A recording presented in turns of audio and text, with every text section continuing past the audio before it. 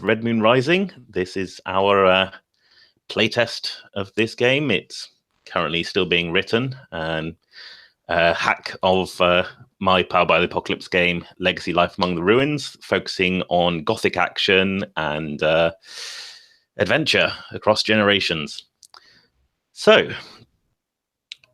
how the game starts is it's sometime in the Middle Ages, somewhere in the world. I mean, the default is the misty forests of Eastern Europe, Wallachia, but we can go anywhere, really. The important thing is that something has gone very wrong with the world.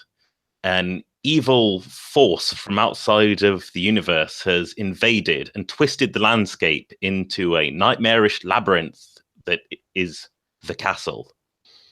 And in truth, this castle is eternal. It will keep invading and seeking to corrupt the world. But there are people to fight it back. There are heroes who have come here from around the world, all sorts of different places, called to try and deal with the blights in their neighborhoods, or the monsters roaming the world, or the sickly infections poisoning the water tables, etc., etc. So, Rhapsody of Blood starts with the founders for the great lineages, these heroes, having gone through the great majority of the castle and about to face down its master, the regent. And we decide who those founders are. So do you want to pick one that you particularly like? I had an eye for the, as I was saying, I had an eye for the saint. Nice. Do you want to put your name on that? That's okay with others. I didn't want to usurp. It's good. I've been looking at the Tainted. Okay. Good stuff.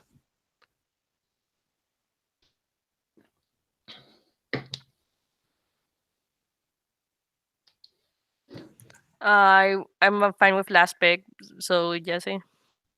Okay. Let's see. I could. So that's the Saint and the Tainted taken so far. Yep. Okay. If you want to know more about the lineages each of these keys off, I'd be happy to say. Yeah, I'm quickly going over the ritualist. Could you tell me a little bit about that, I guess? Okay, so the ritualist will eventually found the Magi, who are a bloodline all about channeling the corruptive power of the castle into magic. Somewhat destructive, but their focus is on choosing alternative sacrifices to save their souls, and buying power at a cost, but always at a measured and understood cost. Okay. And one question then: does this hero that we pick here, does that have any influence on the like playbooks that we get to choose later, or is it kind of okay? So the hero you pick will determine what bloodline playbook you'll be working with from then on. But not the explorer playbook. No. Those can vary each generation. You can try out different that makes sense. takes on the bloodline. Sure, then I'll go with the ritualist to start. Okay. I'll go paladin. Nice. All right. If you want to pick names, looks, etc. Actually, it's just those two at the moment.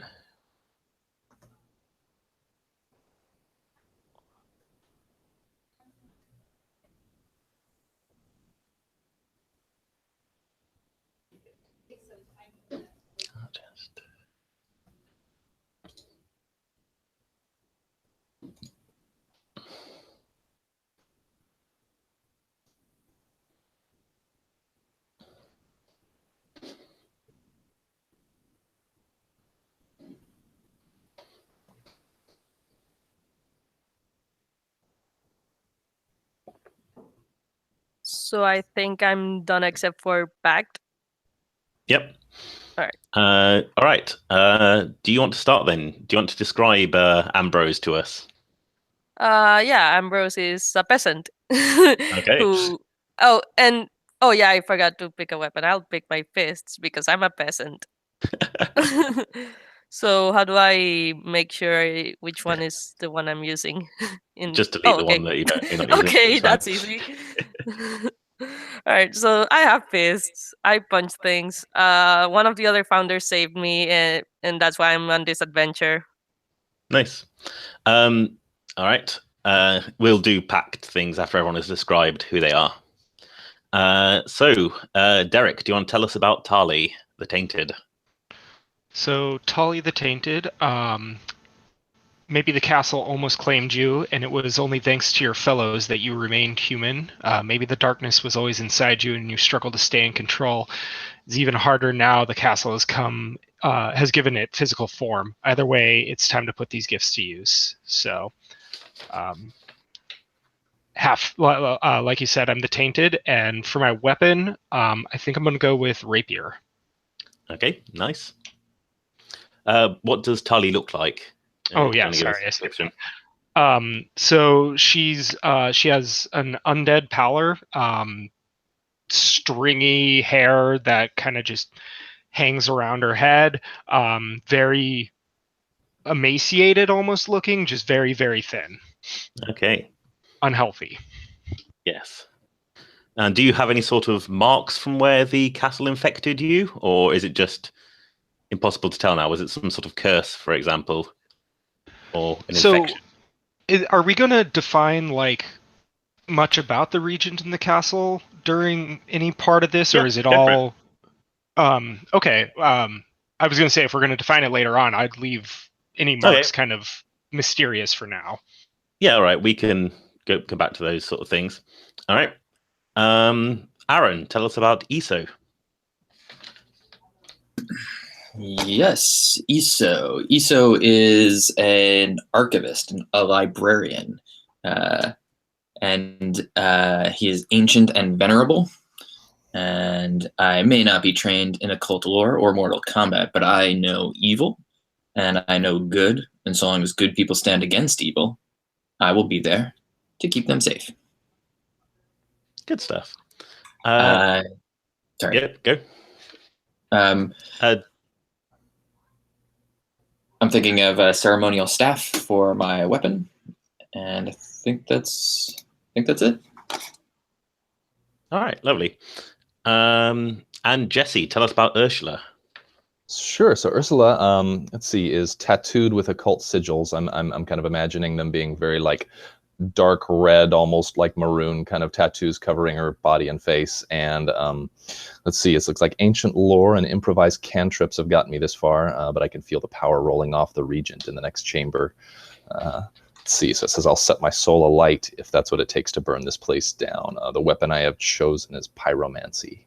Good stuff. Nice. All right. And I may have forgotten to read the little blurb. You're brave and bold, and where your fellows falter, you inspire them to press on. Now the regent stands before you, and they will answer for the evils they have brought to the land. Okay. So, Ambrose, one of the other founders risked great danger to save your life. What did they do? I was like, and also I get to pick the founder, or do we talk about it? Oh yeah, sorry. Yes. Because I was thinking the same, but that might be too obvious. So whichever one wants to save me from getting killed, basically, by monsters. It's fine to go with the obvious. All right. So how did the saint save your life? Well, I was tilling the land like a peasant would, and monsters attacked, and I almost died. And the saint came with saintly powers, I guess, and and saved me. Healed you up. All right. Yeah. Iso, how is Ambrose still wounded? It's interesting. Okay, so I'm thinking that this comes out of some sense of knowledge, right? So the way I'm thinking of the saint is as having access to information that may have that has been lost in whatever event has destroyed this world, and so maybe it is whatever information that they've accumulated can't accommodate for whatever's happened after the fall, after this this sort of epic event. So it is cured, it is staved off whatever infection or wound, but can't heal it completely. So maybe there's some kind of scar or some type of lingering effect, maybe. So there are probably sort of ugly scars all over Ambrose where they were taken down by the claws of the monsters, and you weren't able to, do a cosmetic healing, just enough to keep them alive. Sure. All right. Okay. Tali, which of the other founders is helping you keep control? I think it makes most sense for that to be the ritualist. Okay, cool. How are they keeping you sane? So we haven't really talked, like the Tainted is just someone who's kind of involved themselves with supernatural forces, right? Yeah, they've been corrupted by the power of the castle. And so normally it would twist you into a monster. It would have turned you into a minion of the castle's ruler at this point. But something they've done have made sure that you're still, sane. You're still in control. Okay. So I think, as their namesake says, he or she, performed a ritual on me that didn't so much bind my power, but siphoned some of it off to make herself more powerful. Ha. Okay. That's actually perfect for mine. So coming up. So good. Yeah. Awesome. So Ursula, you're constantly siphoning off power from Tali. What would happen if you stopped? If I stopped, So can you describe your tainted one more time? Like what is tainted about you? Can you give me a little more insight into that? Yeah. So my look is undead pallor. So I'm emaciated. Look like I'm pretty weak and can't really. I shouldn't be walking around at all. But I have just this preternatural strength, I think, that lets me wield this rapier actually effectively. And I just almost through willpower alone just keep going and going. Sure. I think it's an issue of kind of a, like, if I wasn't siphoning off what I am, which of course is for my own purposes, but it benefits you. I think if I wasn't, it would I think it would progress to the point where you would almost become a walking undead that is not like a slow, creepy kind of thing, but something that's just mindless, kind of just a mindless killing machine, basically. That would be a kind of a scourge upon whatever area you're in. So I think that's just kind of keeping you from basically killing everyone in the area. Okay. Awesome. Lovely. And when it says give their bloodline 2 pact on you, does that mean I put the 2 pact in Magi down there? Yeah. Okay. I've already done it, so it's cool. Oh, thanks. No, it's basically they get the put 2 pact on you, so yes. So the ritualist has 2 pact on the half damned. Yes, sorry, that one. Yeah, I put mine on the legendary heroes for the saint, so good stuff. Okay. Yeah, so Eso is ancient and venerable. Which of the other founders have heard your truth and joined your flock? Aaron? Yeah, I don't know who wants in. The ground floor of the movement, guys. I would say my character would make sense, but it seems that there's only 2 pairs of like I'm hearing that the ritualist is also going to go for the tainted, so it's just a bit weird to have just the ritualist and the tainted, and then the. Yeah, that's how it plays out. Yeah, it's which sort is of fair. Interesting. There's 2 factions, Yeah. So I can be it if no one else wants to be interested. Feel free. I think mine makes the most sense with the other. All right, so I will put 2 here. Can you read it off?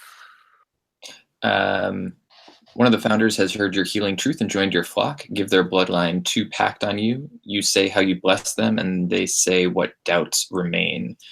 Well, you bless them with health, I suppose. Yeah, that sort of fits absolutely. Yeah, I mean, have you also taught them how to fight against monsters? Because I mean, they are still just a peasant with their fists. So, yeah. Do they have? Does the paladin have some kind of? There's no like magical force to the paladin, or is this the force of heroism? Okay. Well, that's up to us to decide in some ways. I mean, have you granted them some sort of potent force, or have you just made them like more confident in themselves, more sure of themselves?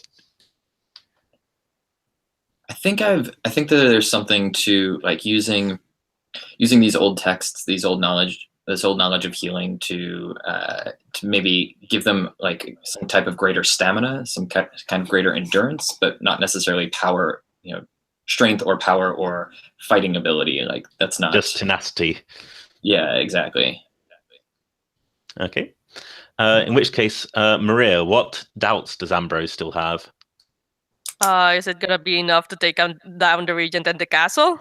Right. Like, I don't know what else to say. Like, is it going to be enough to deal with this threat?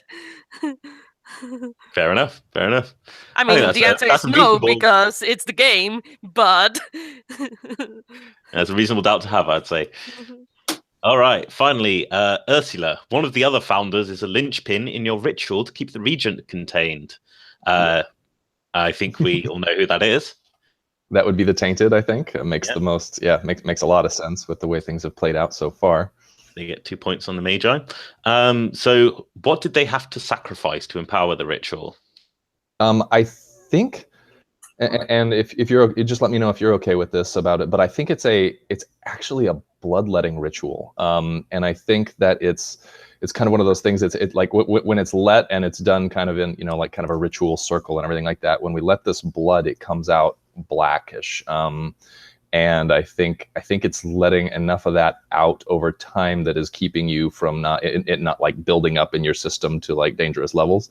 And then using, I'm basically saving that to be able to use in a ritual that'll help with the to contain the power of the regent. All right, nice. Just I should have possibly said at the start, but if anytime anyone wants to just raise a hand, or his description is going a bit beyond, I'm happy to chuck the X card in and all that sort of stuff. Did I do too much there? Was that like I'm not sure. No, everyone seems fine. Okay. Yeah, okay. But just put an X in the Hangouts window or whatever, and that'll be fine. I don't know how it's normally done here. Any case, it's either that or do this. So yeah, either is cool. So Tali, you've been regularly participating in this ritual as you've made your way through the castle. What insight has it given you into the regent? I think it's tied me to them almost kind of like a radar. Like I can sense where they are in the castle, and just general physical moods like hungry, angry, frustrated, those kind of things. Okay. How are they feeling now? A mixture of frustrated and angry that we're this far along. Indeed. Because, the four of you have just finished repairing your gear, patching holes in armor and weapons, centering yourself, getting calm. Because in front of you is the great obsidian door to the regent's chamber. And you can see it hangs there, ready to open. The hinges are perfectly holding its weight, so it would open it just a touch. Of course, the sharp obsidian would probably draw blood from you as you do that, but gonna have to get in some way. Behind you, you can see the sprawling chaos of the castle. You are towering over it now, and there are clouds hiding the world beneath from view. Which of you takes the first step to open the door? I'll volunteer. Okay. Describe it. How does Ambrose open this door? He's unsure because he's unsure that this whole thing is gonna work, so he's just open it cautiously. Fair enough. Just sort of very gently pushing it open. Okay. All right. And through the door, as it opens slowly outwards, silently, you can see a vast chamber, a throne room, really, because there is a giant golden throne at the end on a dais, surrounded by burning torches. But the torches are not giving up light so much as creating a lot of shadows. Something about the architecture, the pillars, the way it's placed, means that, well, the torches are more blinding you to what might be in the darkness than anything else. And they're sort of regularly paced on pillars all the way up to this throne. And on the throne sits the regent, a tall and thin figure, almost like a skeleton wrapped in a thin layer of flesh.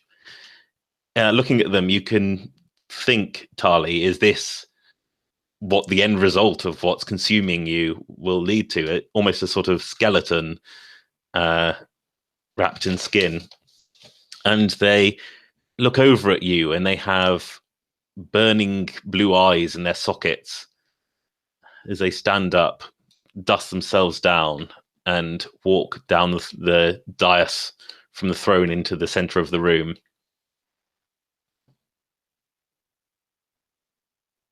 Silently. Who is taking the first steps into the room?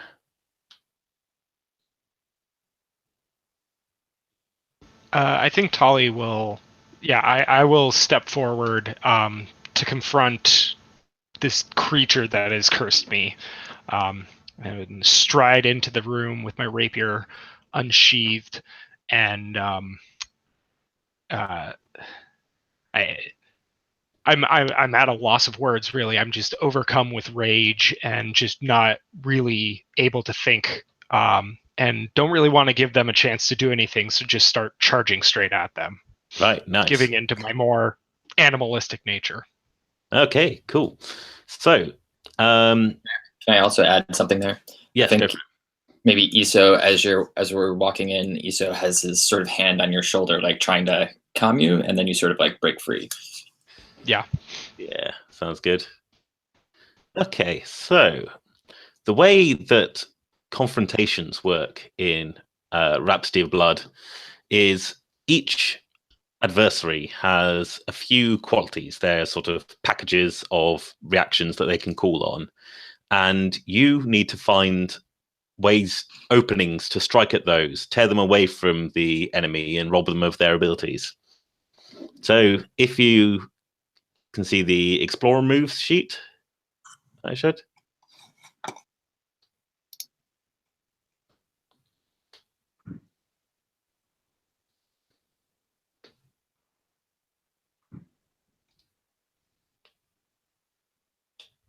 That's got some issues there.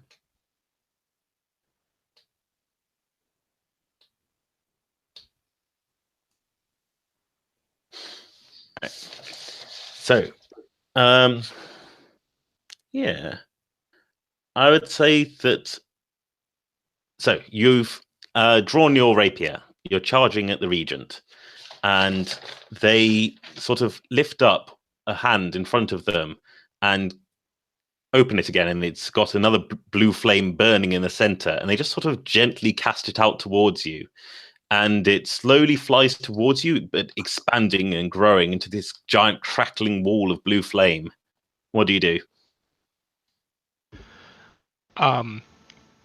So through my charge, I keep running forward and kind of slash through it and try and if I can't make an opening big enough, I try and use my tainted essence to absorb what I can.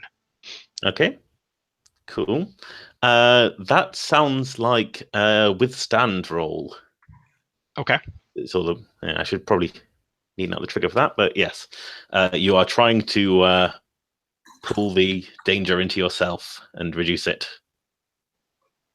And so that's with iron, correct? Yes. All right, so that's +1.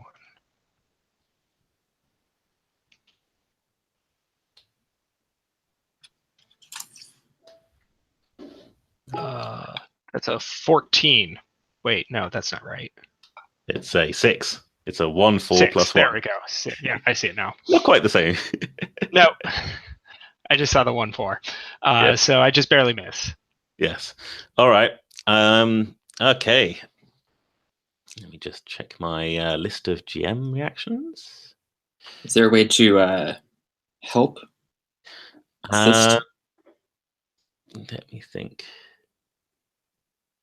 Well, it has to make sense. So I don't know if you can assist by, like, there's with like you can assist, like, but it has to make sense. So how are you gonna, I guess, assist? Yeah, you have to you have to. participate in the same action, sort of thing.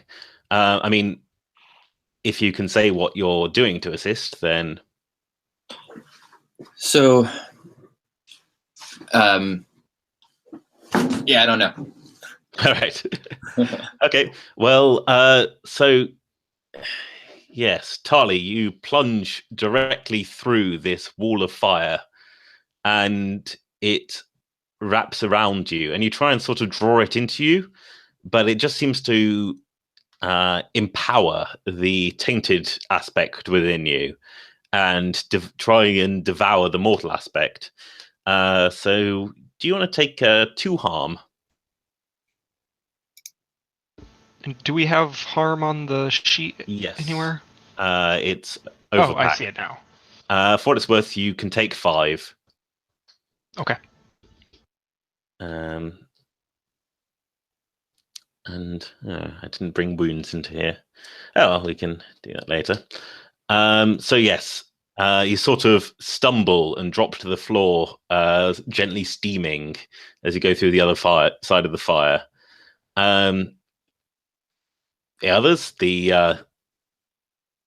Tali has sort of charged in and been rather rebuffed here. What's your move?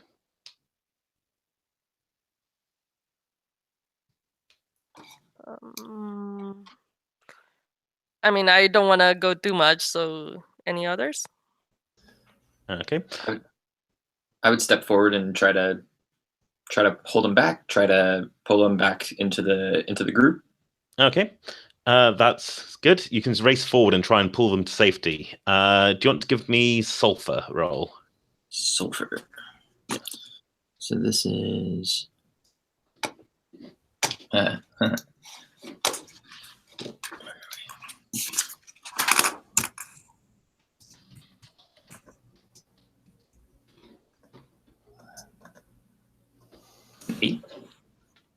Okay, good. So that's stand with me. So you get to pick one of those. Stand with me.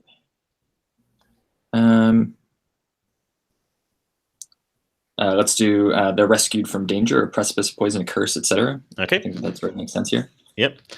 So yeah, how do you do that? Do you pull them out of the room or behind one of those pillars, or? Yeah. So we're in this. We're in the hallway. I'm guessing. Yeah. This throne room.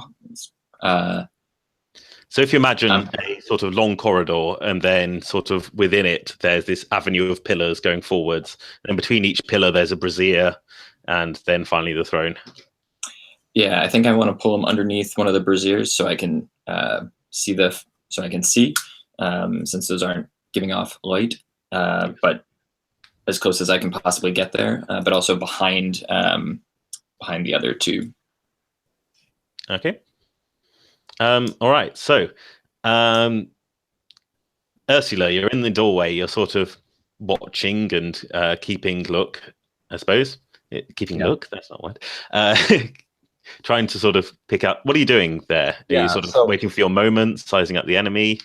Yeah, so I think I've been kind of callously standing back and just watching this happening so far. I've got kind of a flame prepped in my hand, but I've just been watching this happening. I think I'm really sizing up the enemy, just trying to like watching their movements, what they've been doing to see, what kind of weak spots they have, any way that I can attack that would, or someone that could attack that would be, get past their defenses. Sounds good.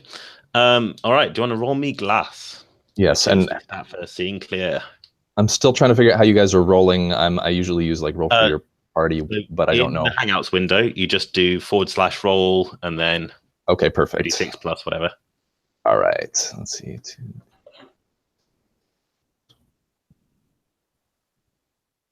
No, in the Hangouts window, not the Hangouts. The other one.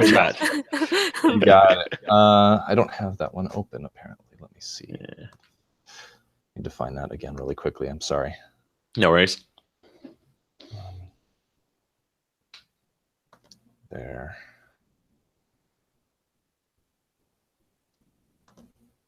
And just to clarify, we haven't chosen explorers, right? Like we don't have any set moves. We're just sort of like narratively saying what these heroes might be doing at this point, right?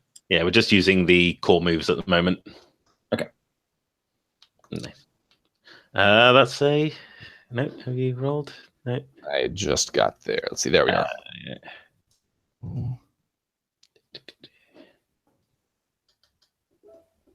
All right. Oh no. That went poorly. Okay. 5. Interesting. All right. So there's a brief moment when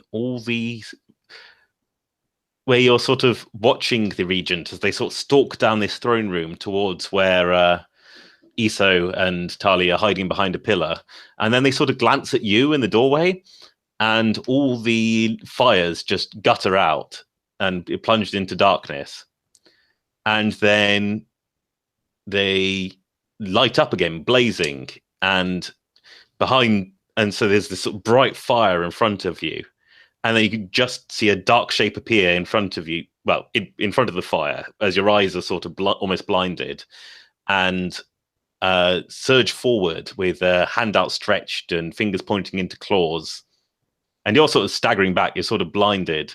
What do you do?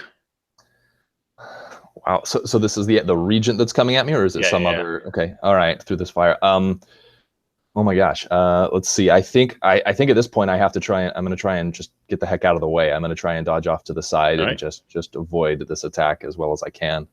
Okay. Give me a Mercury roll. All right. My Mercury is 0.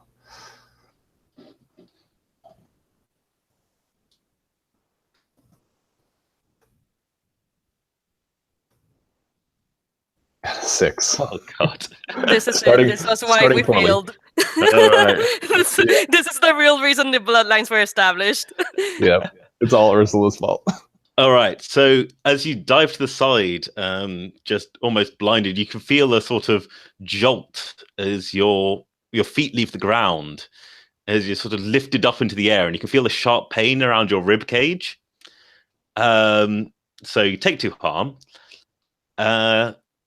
Ambrose, you were just sort of trepidatiously advancing into the thing when this flaring up happened, and then you sort of saw something surge past you, and you turn round, and there's this sort of gaunt skeletal figure just holding up Ursula with just fingers embedded into the front of her tunic.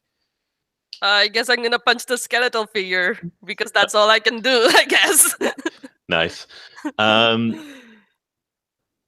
Okay. Yeah, that sounds like a withstand thing. It's not quite in the right fictional place, I think, but you're trying to get an ally out of danger. Yeah, by putting yourself in front of it. Yeah. Give me an iron roll. By punching the thing in the face. Yes. That works. That is exactly what it says. Yep. And my iron is 2 because we might as well start rolling with our actual good stats, and that's a 9. That's good. That's a 9. All right. So you get to pick 2 from the list. Let's then. I'll create an opening, and I don't mark contamination. Okay.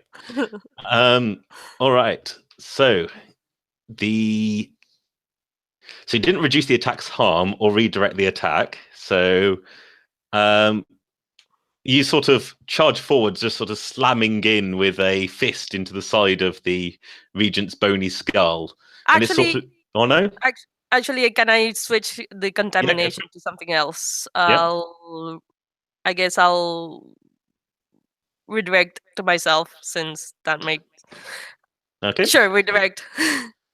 And I still mark contamination. How do you mark contamination? Oh, corruption.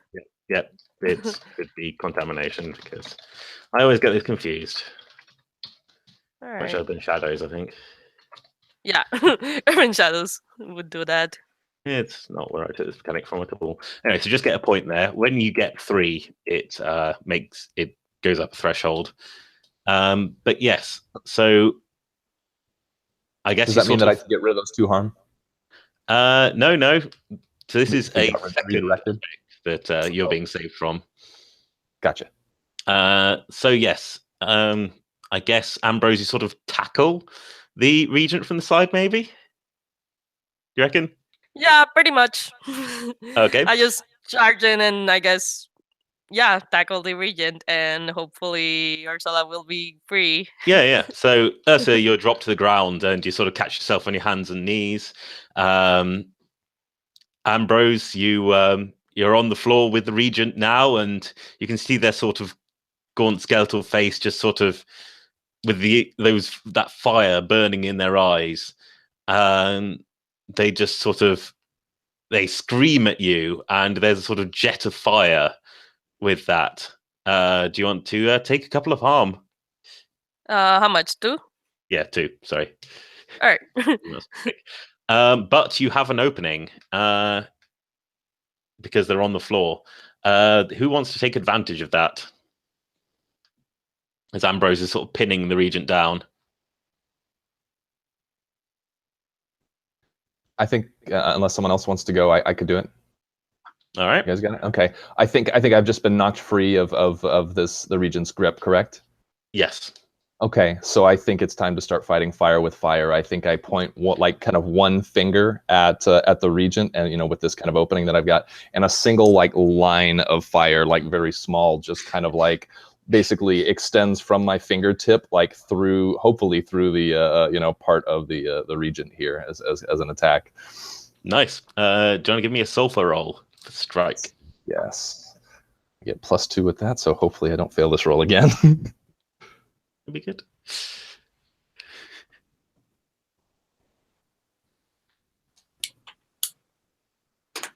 I got an 8. That's better. Okay. Good. So what do you want to destroy? His firepower, or his bestial clawing, or his ability I would to manipulate shadows? I think fire. I think I want my fire to overwhelm his, and take that ability if possible. Okay. So this flame streaks out from your finger into his skull, and just there's this sort of bright eruption from the eyes and the mouth that then just sort of burns out until there's just embers there. All right, but something happens. Yes. Because it's a 7 to 9. Indeed. I think they're going to fling Ambrose to the side, and sort of flip over so they're on all fours, and then just pounce at you in the doorway, and sort of knock you down to the ground, and they're over you now, sort of slavering. You guys behind the pillar, you've had time to recover.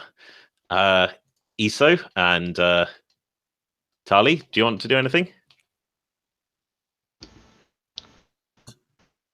So I look at Iso, shaken, but kind of getting my wits back together. Thank you. Have you seen anything? How do we fight him? All I feel is just pure fury from him. Yeah, can I want to try to size up the situation. Yep, go for it. Give me a glass roll. Is this a see clear or a line it up? This is line it up. Line it up. All right.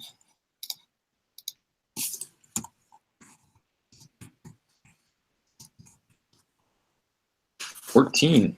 Wow, that's very good. I see all. Yeah, so you've spotted an opening. Where is it coming from? The environment, a chink in their armor, their flaw on their fighting style, etc.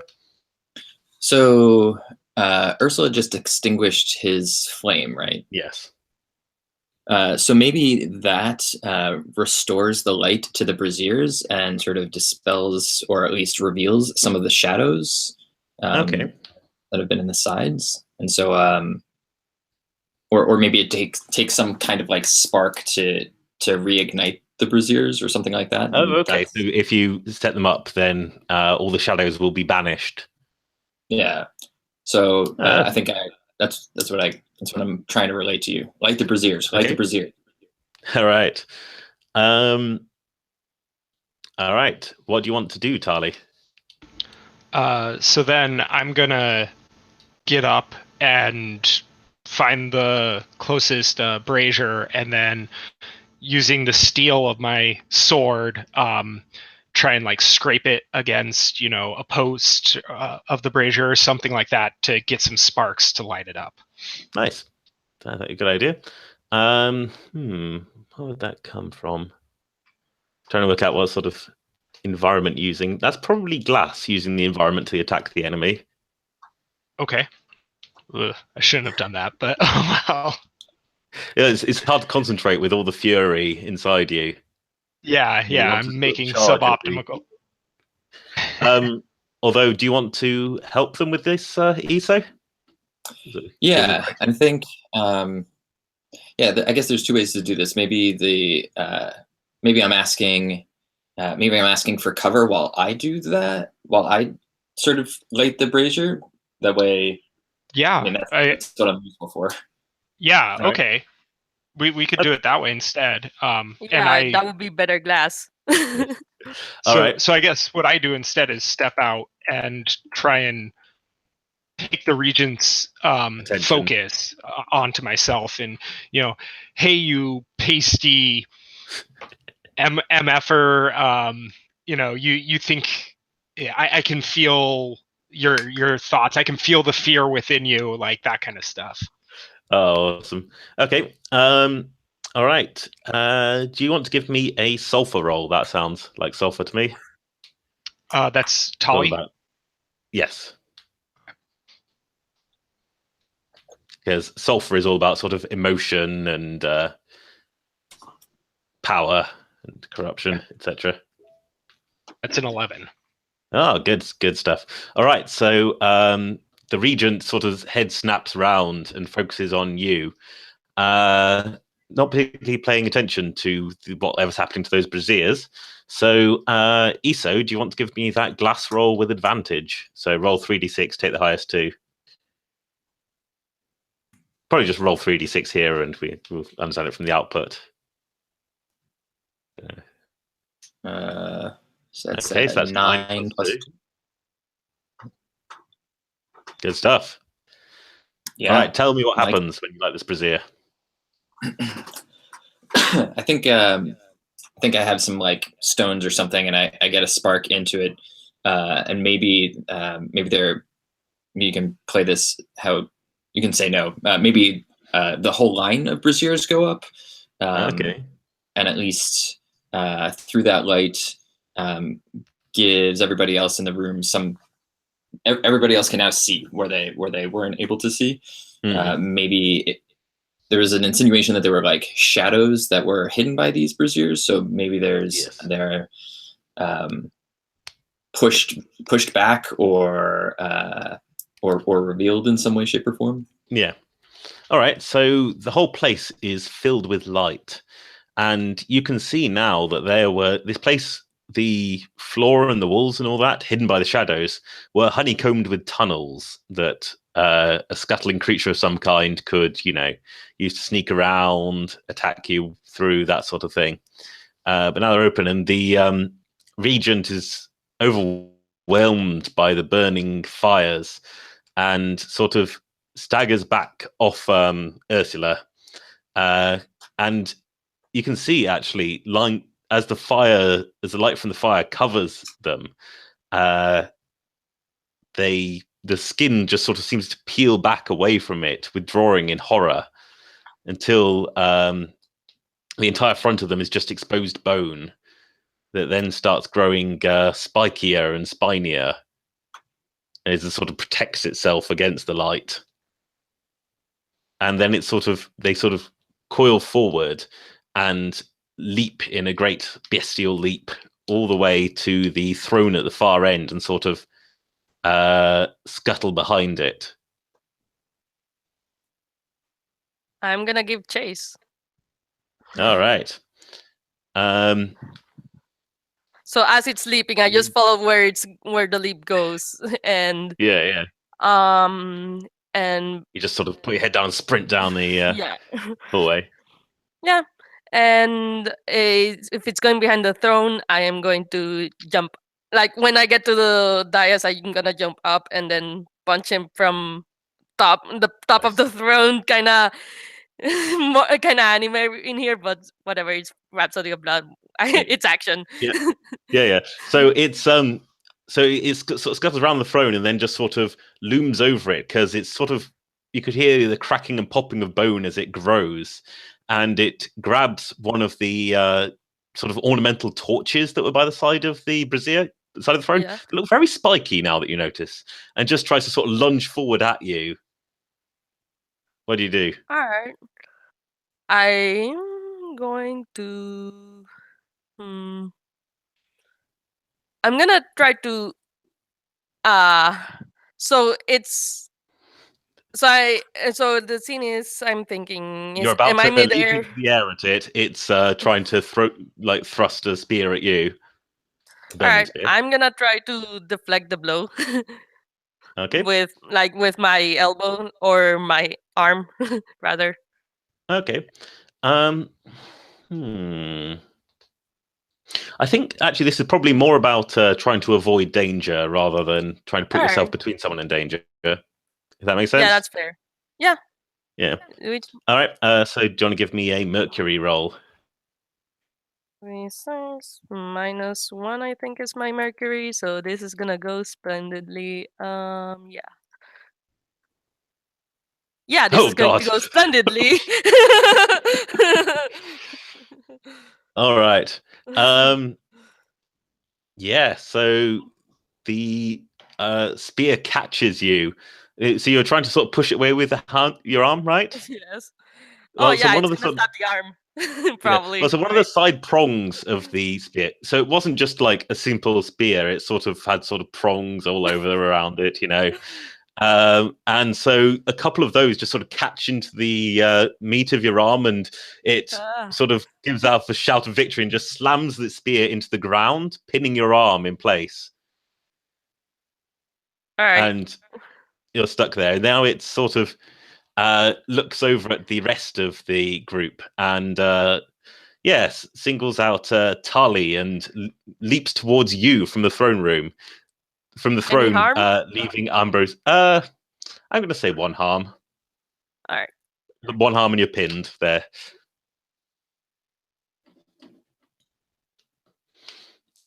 And yeah, it soars through the air, soaring through the air towards Tali, sort of fangs and claws outstretched. What do you do? I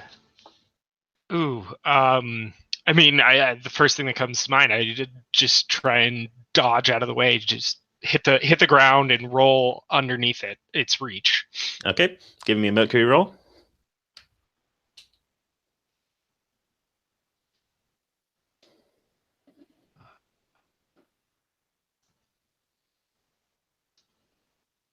Nine. Okay, cool. So you get to pick one from the list.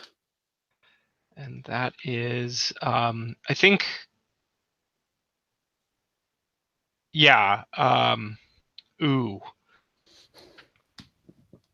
I mean, I think I'm a self-sacrificing person.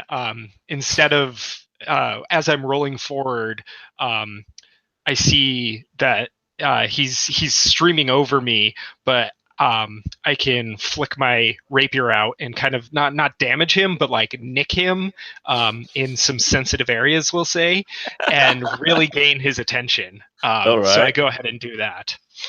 Okay. All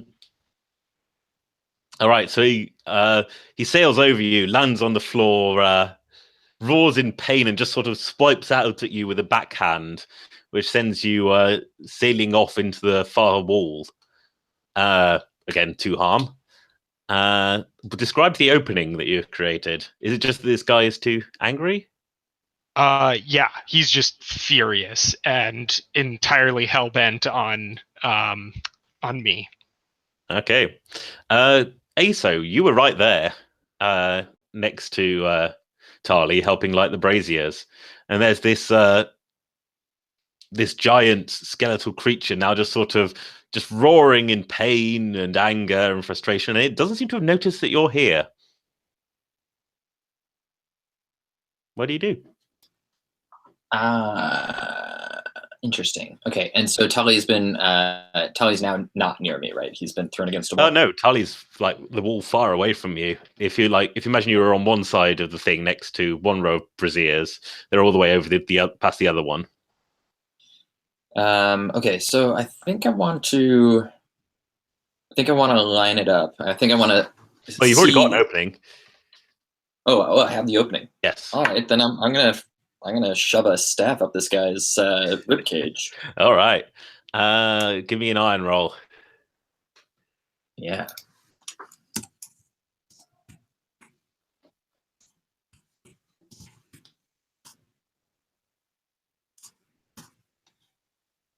Here's a question I have.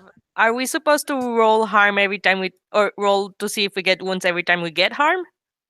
No. Oh, okay. So right, because I'm looking at the text right now and I'm like confused. Yeah, that's the old version of the game. Sorry. Yes. All you need is everything that's in the Google Drive. Okay, good. Yeah. Sorry, I've lost my connection to Hangout. No worries. If somebody else wants to roll that, they trust the process. You get an 8. Huzzah! Which is enough. All right. So, describe your final blow on this creature. I think I just. I mean, I'm not a fighter. I'm a lover, not a fighter, and so I think it's more of a sort of a strategic, like got this staff, and I just sort of hammer it into his back and maybe crack a vertebrae or something. Nice. Okay, so yeah, you jam it in, and you don't know what it is about this staff, but it really burns this creature when it touches it. Just the sort of skin sort of starts sizzling, and it sort of, you can hear it just sort of smashing as you crush the vertebrae, and the creature just sort of collapses on the ground and sort of flops out a bit. It's moaning this most agonizing wail, and then falls, collapses, and is gone. Dead. Tali, as you pick yourself up, you can feel that presence just go. And I think for the first time in our journey together, Tali, or I speak like in somewhat eloquent terms. My demeanor is more relaxed. I'm not as savage I don't just grunt and curse at people. And, finally I'm free.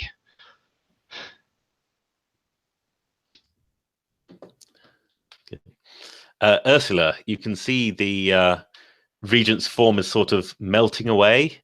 Do you want to do anything while it's still here? Let's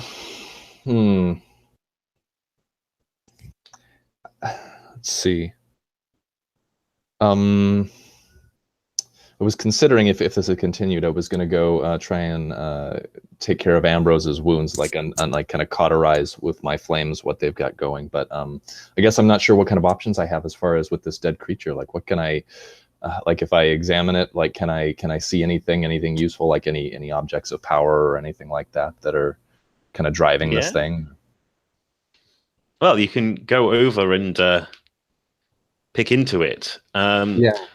Where did you get your mystical skills from? I think all right, if I want to go tragic backstory slightly with this, but kind of strange one, I guess my I think like some type of fire spirit like kind of burned down my village. I may have been like the only survivor, and I think it inhabited me after that. So I think I'm kind of like, it kind of just like I was the only one left, and so instead of consuming what else was there, it kind of just uses me to help consume other things with fire. All right. Wow. Oh, so it's like Ambrose but darker. Yeah, way darker, I think. Dark wizard Ambrose. Way darker.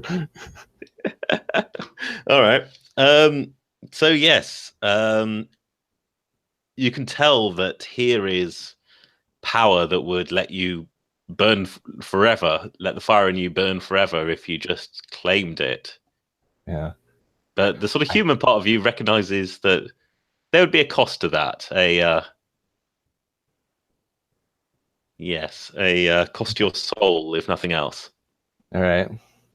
I think like the TV version of this, you'd get like a view of Ursula's face, and you'd see reflections in her eyes of flames that aren't there in the room. Like, you get just and I think her hand is just kind of reaching out towards the body. All right, Ambrose, you're pinned to the floor with this spear. Are you sort of working yourself free? Yeah. Okay. I mean, I guess with the one arm that actually works. Yeah. Trying to unpin myself. Guys, yes. I need help. I'm just saying that. Guys, I need help. All right. Iso and Tali, you can see, well, on the one hand, Ursula reaching avariciously towards the body of the regent. On the other, Ambrose pinned and bleeding on the floor. I think I'd run over, and I think I know that I should be helping Ambrose, but I think I want to tackle Ursula. All right. And when I see Iso heading towards Ursula, I'll figure that's kind of in hand and go over to help out our speared saint. Paladin. Yes. Sorry, Paladin. All right. So you can run over and start sort of pulling that spear out, and between two of you can get free. Iso, tackling Ursula. Ursula, are you aware of this happening, or are you so sort of focused on the creature? I think I was so focused that I didn't see him coming, but as soon as he tackles me and I'm not able to like continue reaching forward, I think I'm like kind of shrieking uncontrollably, and like it's just it's the writhing mess of just trying to get back to the remains of the creature. Nice. All right. Okay. Let me think. So, Iso, what's the plan here? Are you sort of shouting at them, trying to get them to remember themselves, or just pin them down, or what? Yeah, I think I'm. So I think of this character as a librarian, right? So this is a person with stories, a person with knowledge, and I think I'm just like telling stories, like fairy tales or something that's going to try to pull Ursula's mind back to like their childhood or some like point of some common tale that that we all might know. Meanwhile, holding this staff over her, just trying to like keep her calm, because I'm just I'm just this really creepy old guy. So you don't seem that creepy. Okay, maybe not creepy, but This old guy, I think Ursula can definitely overpower him. So I think that there's like this kind of like, let me soothe you with this tale, NPR style. All right. Okay. Yeah, I think that sounds like a sulfur roll to sort of reach out and bond with them. Forge an emotional connection in the heat of the moment.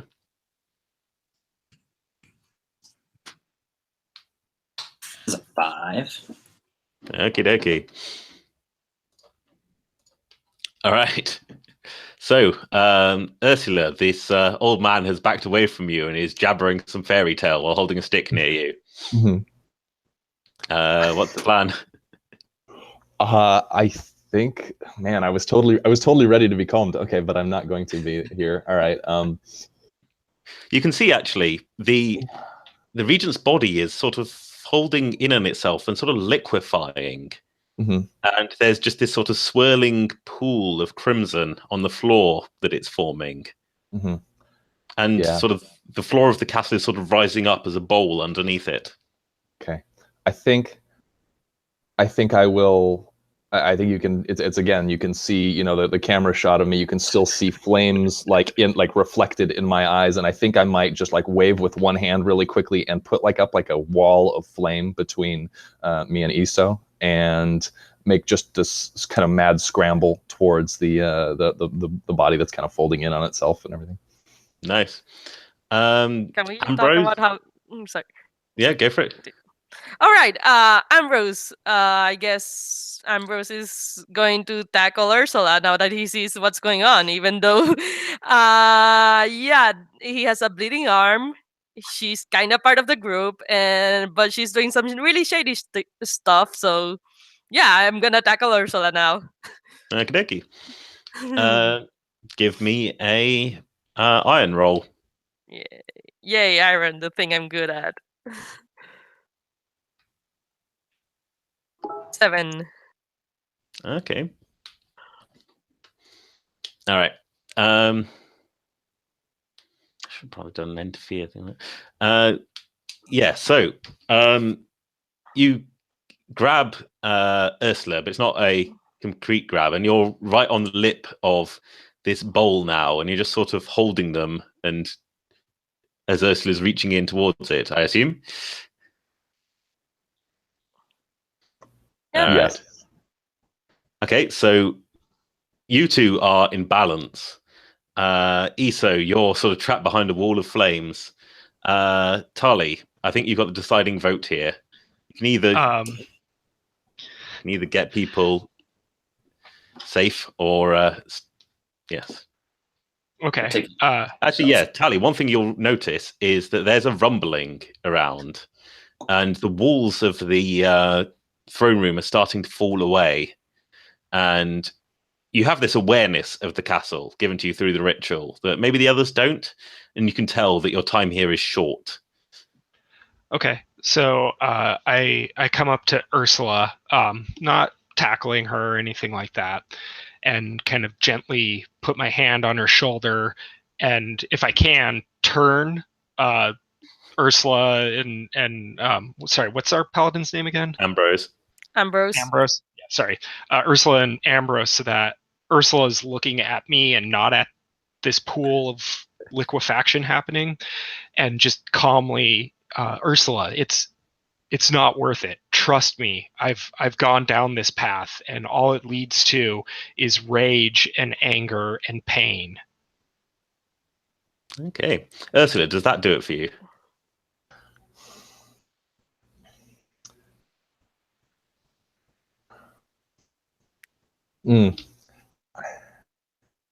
I think, yeah, I think that Tully's the only one that I have a real connection with here in any way. I think, and the fact that it wasn't just like violence being thrown at me. I think you reach your hand out toward me like that and put your hand on me, and I kind of like have this almost like feral flinch away that then kind of just like softens and relaxes as you're saying these things. And I think you might see the flames, you know, that are reflected in my eyes kind of slowly dying down, and I seem to kind of be regaining a sense of who I am and where I am, and I'm just kind of looking around at this point and realizing what situation we're in. Wonderful. And as soon as I see that I have your focus, I look to everyone and say, "We have to get out of here now. This place is going to collapse on us in any minute." All right. I assume none of you are objecting to that. No, even with my No, but I'll probably be the slowest to go and kind of be looking back longingly. So what is the pool that we are currently seeing? Is there some object that can be collected here? So the pool seems to be forming some sort of giant stone chalice of some kind, some sort of giant stone cup that's sort of scrawled with all sorts of unintelligible writing and encrusted with gems. And, well, you can feel this sort of sense of growing complete evil. A bit like sort of, you know how when grit goes into an oyster, it'll coat it and form a pearl?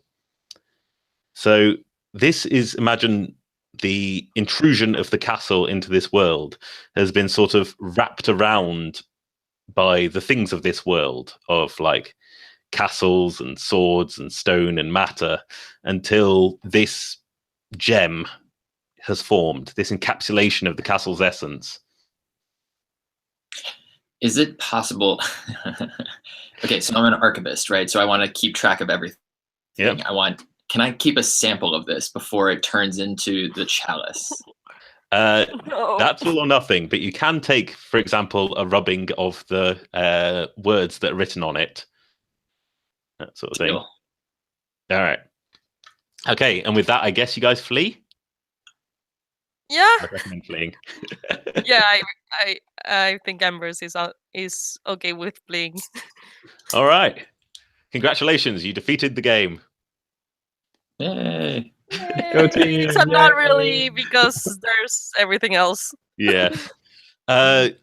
So the group of you flee through the crumbling halls of the castle. You go past the places that you cleared out and defeated together as a team on your way here. You know, the mouldering barracks and the ancient catacombs and the water cisterns where you fought all sorts of terrible, horrible snake things, and out into fresh air, into the sleepy forests of this area, as behind you can see the castle sort of rumbling and sinking in on itself and vanishing into a point and then going. And you are out in the open, and, you know, birds are starting to sing and the world is untainted again for a time. Because all of you know now that the castle hasn't gone. As you looked through that vanishing portal, it was retreating, and it'll be back. So, we will now. What? Go. May I propose that the reason we know that the castle is gonna come back is because Iso, that's the part of the text that Iso got from the chalice. Definitely. Because otherwise we don't seem to know why. We wouldn't know why in character, but Yeah. yeah, that makes sense. All right. Okay, so gonna have a quick 5-minute break there, I think, and then we'll come back and talk about the lineages that each of you built to deal with the castle. That Sounds great. All right. Cool.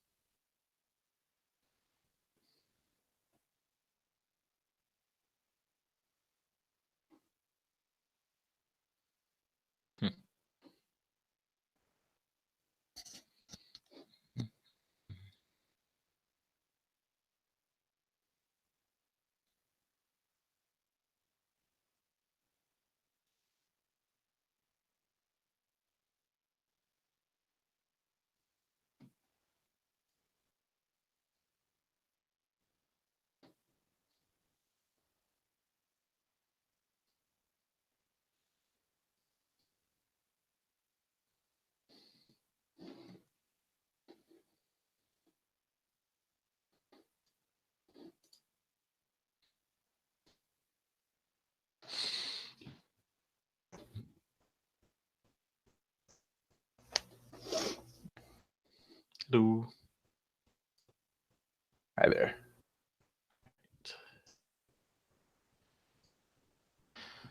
Okay, so yes, we're all here. Good. So if you want to switch over to the Bloodlines page, the character tracker.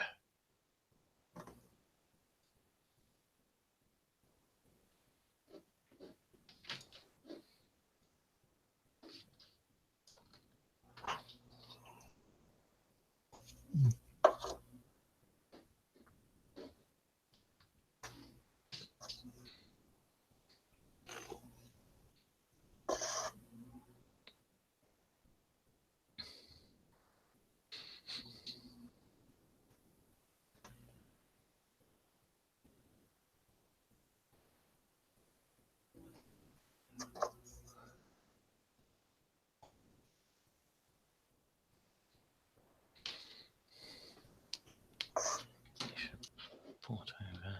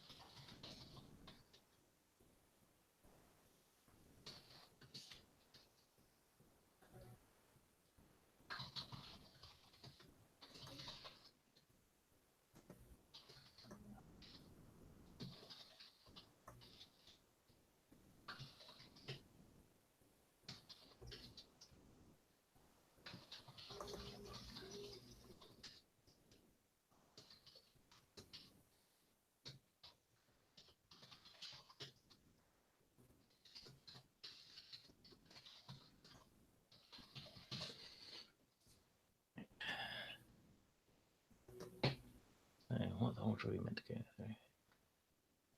through? Right.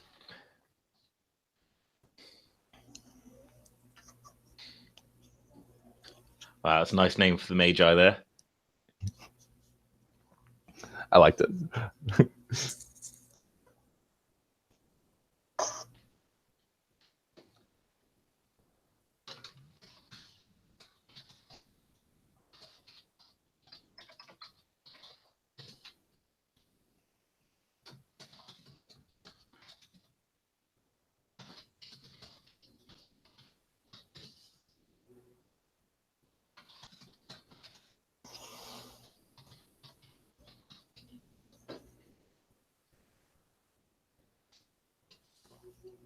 Oops. Starved. That's a nice name too. Mine is just literally the last name. I mean, they're just well, I don't even know if it's just the last, like they just got the last name because they're peasants. The peasants have last names. But I think since Ambrose is a big deal, they gave him a last name, so I guess the family has a last name now. Yeah, sounds good. So they're all just like, Lily They're just Sheppard and shepherds. Danny Sheppard, and they're just the Shepherd clan. The Yo, Shepherd like they're family. actual shepherds. Oh right. Oh okay. So just It's just they just keep getting dragged into the business. once every generation, just one shepherd somewhere gets pulled into. Yeah, pretty No. much. Nice. All right. Interesting.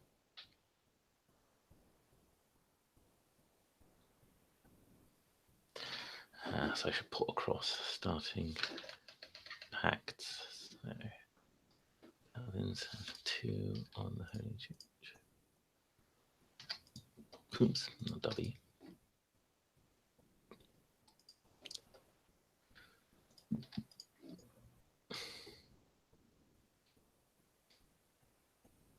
So, what's the second column on the pacts?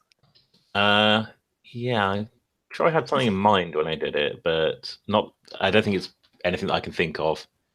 Is it like the pacts they have on, or we have on, or they have on us? I mean, it would be confusing, but Yeah, I suppose it makes probably. sense.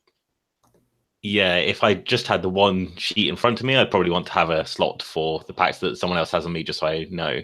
Yeah. But in this format, it isn't really required. So just ignore that second column, I'd say. All right.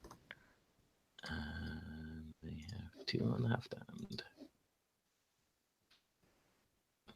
The starved. I just merged them, so. All right, nice. Yeah, I'll do it.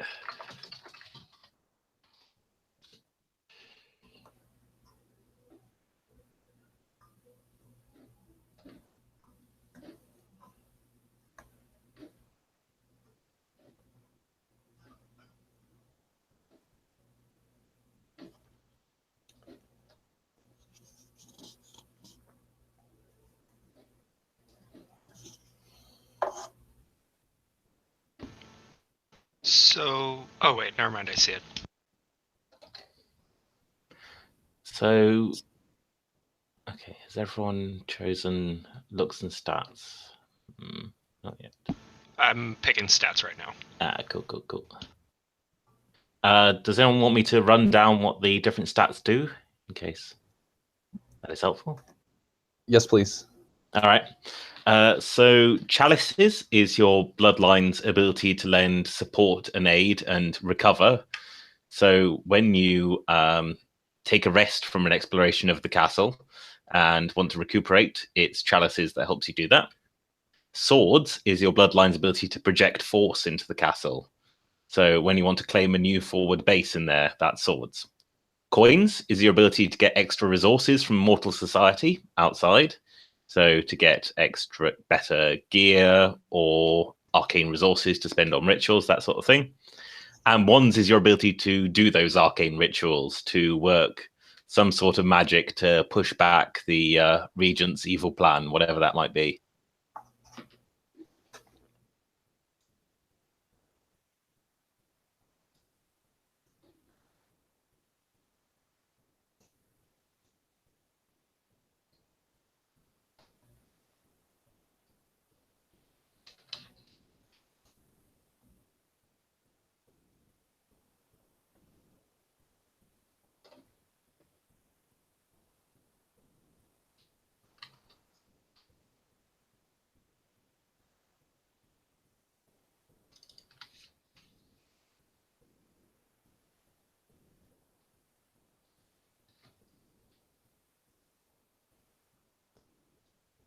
I love how well my option is for specialist is just a civilian.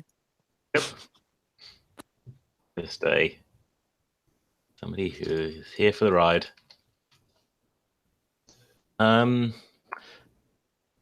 Yeah, still picking things.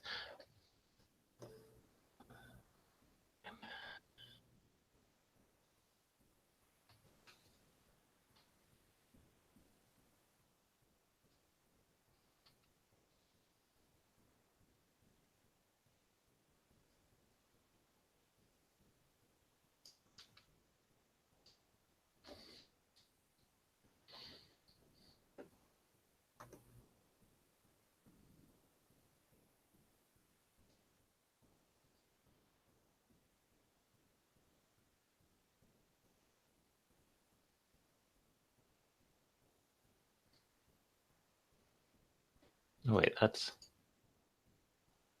gone wrong somehow. So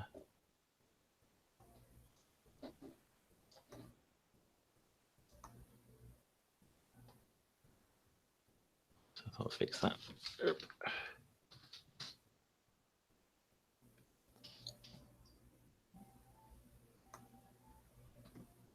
Sorry, one of the off-down abilities had also had a bit of legendary heroes pasted into it for some reason.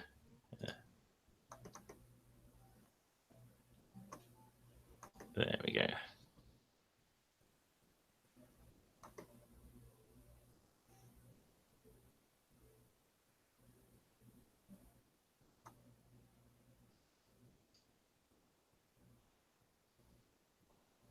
Oh, that doesn't work anymore.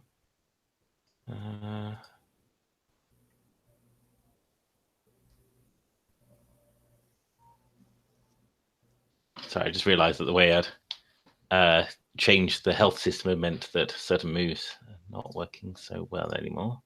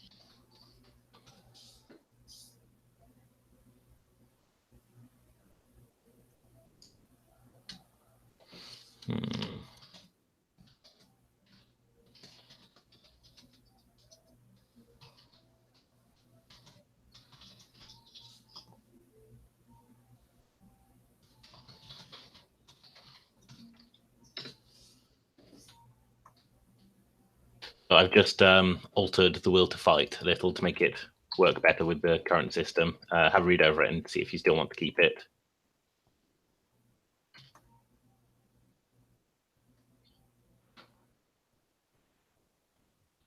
Yeah, I'll read over it now.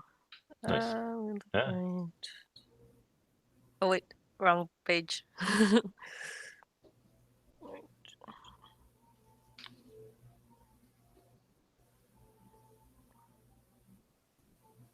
Okay. So what's the difference between the so it's just harm right now, no wounds? So it Or how used to does it be work? that move would give you a better chance with the move you rolled every time you took harm. Alright. Now there is no move that you roll when you take harm. So instead, what it does is give you armor that you can sort of spend. And armor works as sort of phantom harm boxes. So the new system is just harm, no wounds? Or there are wounds still as wounds? well. There are wounds as well. Yes, sorry. Okay. Yeah, I should explain those. When you take harm, you can choose to take a wound to drop down the amount of harm taken. So a light wound reduces harm taken by 1.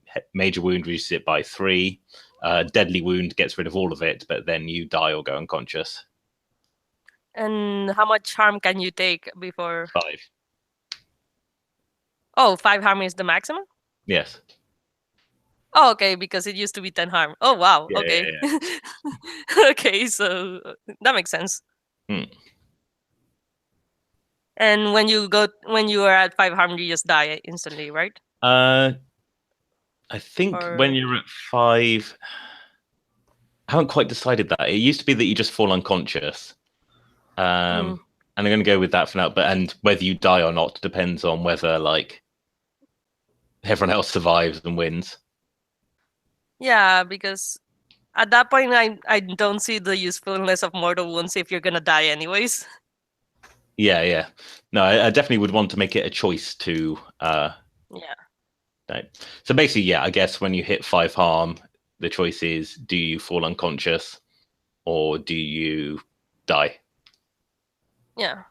And that's the choice you make. I would say like I would work on that a bit.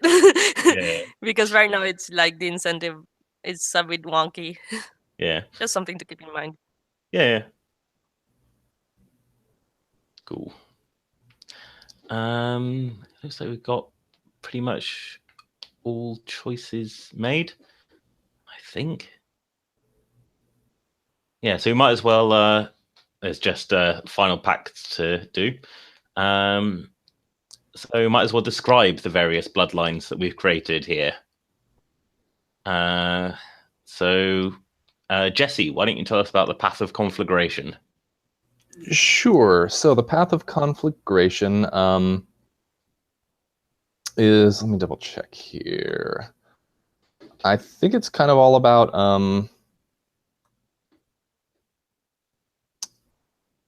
let's see, where did I have this? I had it. I thought there was a little description here that I kind of. Yeah, I think it's primarily it's a power-seeking organization. You know, just a group of it's just.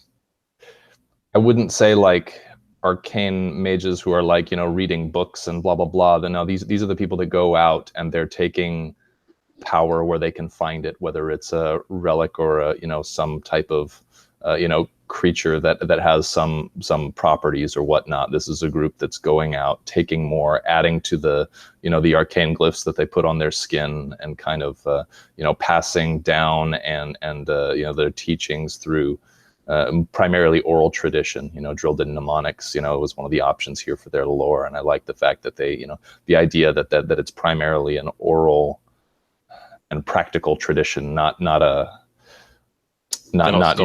stuffy people sitting in you know, yeah, in some enclave, you know, reading books. They're out doing it.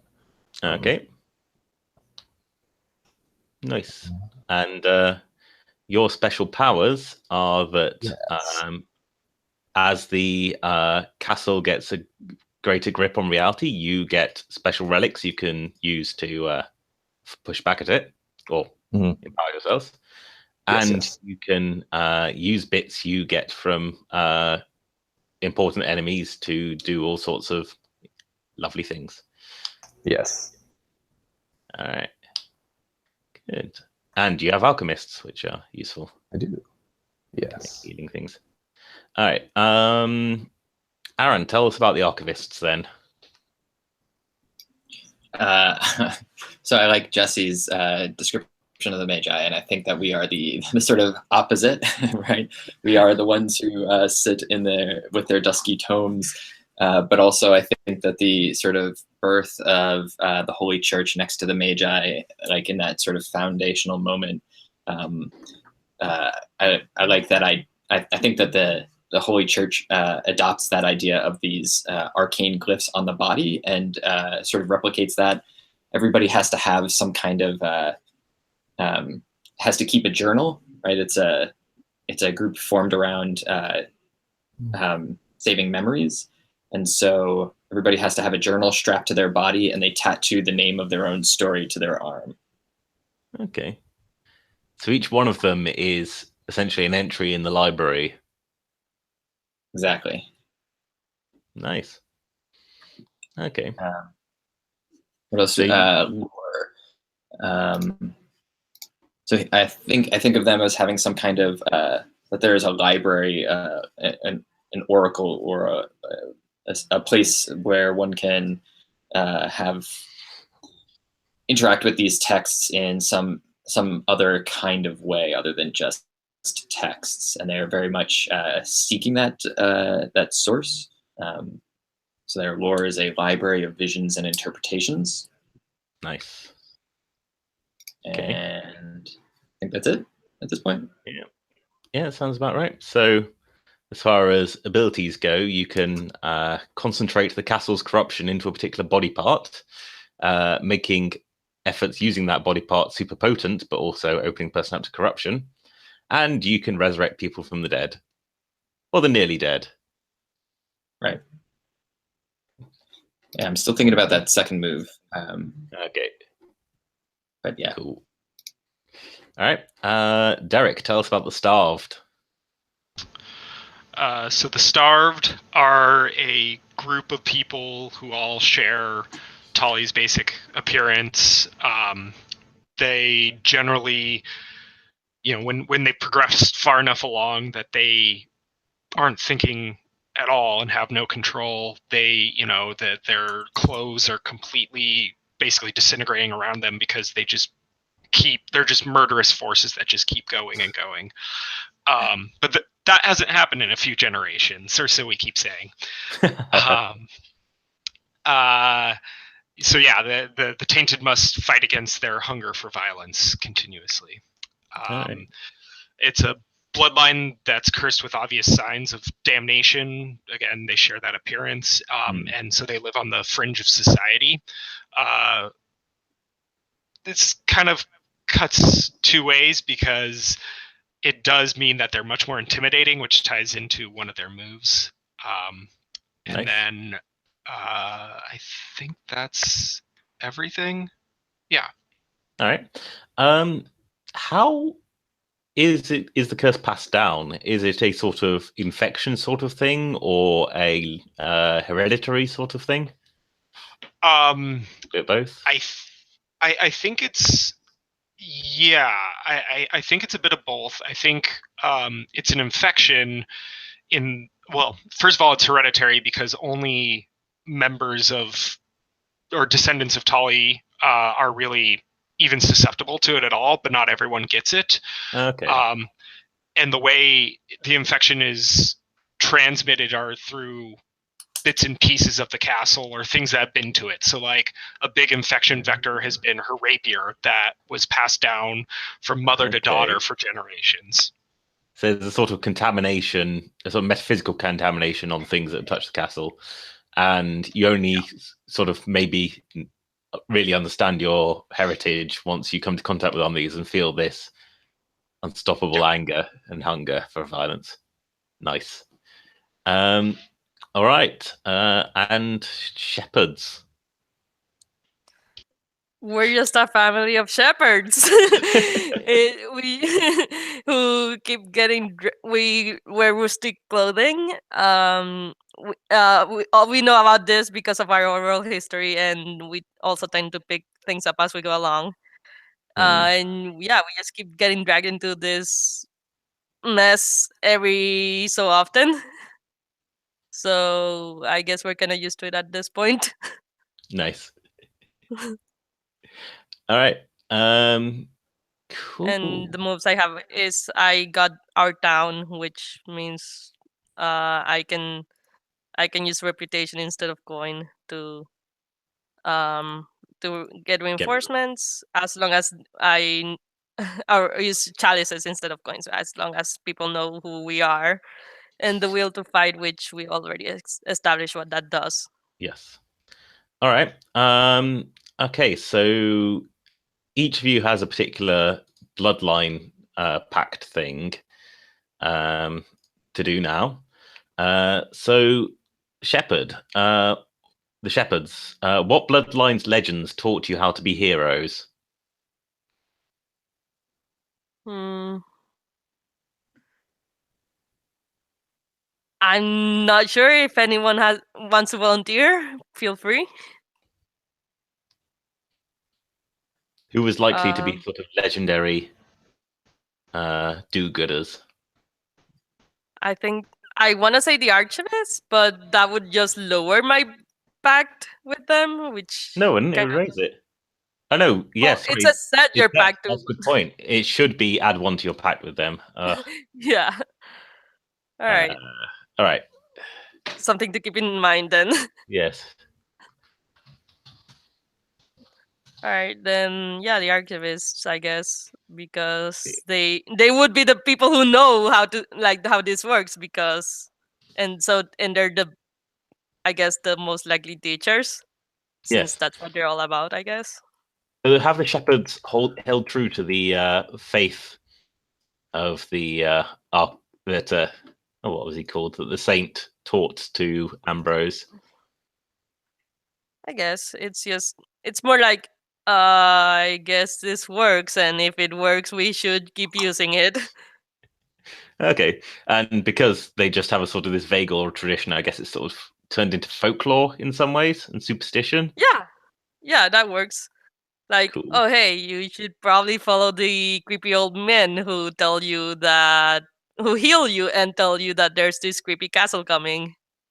Yeah, they may look creepy, but they know what they're talking about when they talk about creepy castles. All right. The Starved. What other bloodline hunted you as monsters before you forged a treaty? I think that's the Archivists as well. Okay. Well, actually, before I say that, question for the Shepherds. is your bloodline more like there's just one in a generation and they're just kind of let luck lead them along, or is there like an oral tradition that is passed down so that they would know about the history? Half and half. Half and like, half? Yeah. So, like, but also they're mostly shepherds, as the name implies, so I'm not sure if they would just go around hunting monsters unless they want some coin. So. Okay. So we'll stick with the Archivists. And then I say how we proved our humanity. I think, let's just go with a classic. One of our scions fell in love with one of the Archivist scions, and they had a child who was infected and then was able to control it and just kind of proved to the Archivists, hey, we're not all that bad. Wonderful. All right, I forgot to say the legend we've heard and the secret failure the legend left out. Okay, so what's your legend of the Archivists? Actually, you think about that, and we shall finish off the thing. All right, so Archivists, you had been hunting these people down until they showed that they could, in fact, control their rage. How did you make amends? I don't. Okay, so what I'm thinking is they weren't hunting them as monsters per se, but as like Iso had a relationship with Tali, right? So it's more of a conversion narrative, right? Like we're trying to get, like Iso tried to help Tali, like the Archivists are trying to impose themselves on that order, in perhaps ways that the tainted don't want, and so maybe it came to some resolution about just having some representative or some connection, but very scaled back from my perspective, but like still a little bit too much from the tainted, from the Starves perspective. Does that make sense or work? Or... Sounds good. All right, so I think the legend. Sorry. No, I was about to ask you. Go for it. Yeah, legend we've heard is that at one point the Archivists found a like they discovered like something very. Hold up, it's legends. Legend of heroism, or. All right, so let me think. They found. I don't want to say it's the legend of how they found Ambrose, because that doesn't make sense. Okay, I'll give it some more time. Sorry. Okay, cool. In which case, yeah, Archivists. You saved another bloodline from falling to darkness. Which one? I think, whether right or wrong, I think the legend is that they saved Ursula, and thus the bloodline of the Path of Conflagration. Okay. Does that seem fair? Yep. Oh. So yeah, I'll take that. And you also say what secret failure the legend left out. All right. Or do you want to switch that around since you answered the question? Or I mean, so let's say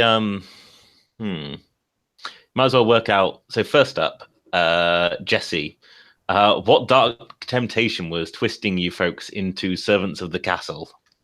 I think it was exactly what we saw in Ursula, just a lust for power, willingness to get it through any means, and almost kind of become thralls to the castle itself. So I think it was helping us figure out how to either avoid that temptation or giving us serious good reasons why not to, and then we could institute our own kind of practices as how we don't do it. But however you think that makes sense. Okay. All right, so I guess Archivists. How did you redeem them then from this lust for power? I think, having taken a lesson from Tali, instead of the sort of the tackle and like shouting of stories in somebody's face in some sort of aggressive fashion, maybe they've composed a prayer or a chant or a canticle of some sort that that the Path of Conflagration know or keep in mind, that sort of helps keep some of their pressures at bay. Sure. Like one of the mnemonics that my order uses that we've kind of integrated, that constantly keeps in our minds the danger of that temptation or something like that. And yeah, cool. I dig that. Yeah. Okay, cool. So was the legend you had heard then, Sheppard, about how the Archivists could sort of push back the castle's corruption from, people who had been tainted by it? Yeah, I think that's the big thing that the Archivists are known for. We've heard the legend of like how they saved the conflagration from becoming servants of the castle, and so we have so they have our respect. So it's like, yeah, these guys are cool. And you say the secret failure, the legend left out. All right. So the Archivists, at what time did you fail to stop someone falling to corruption? Interesting. I think that... Okay, so this is... let me clarify here. So this is the Shepherds. Yeah. Have heard of a tale of the Archivists saving the Path of Conflagration. Well, I think probably just sort of less specific than that, and more just the Archivists have ways to save people from the castle and ways to restore them to purity and light, etc.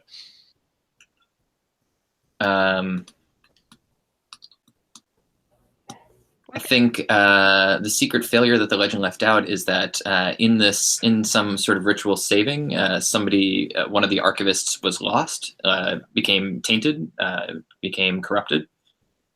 All right. So actually all the corruption got funneled into them. Right. All right. Sort of like the flesh of the flesh is weak move. Yes. Maybe there's somebody like... There is still a living entity like chained somewhere that is entirely corrupted, but not, I guess. Right. Okay. Interesting. All right. Finally, the Path of Conflagration. You taught another bloodline how to use the castle's power safely. Whom? My thoughts on this are, this is generations later, correct? Yes. These are sort of things that have happened in the decades since. All right.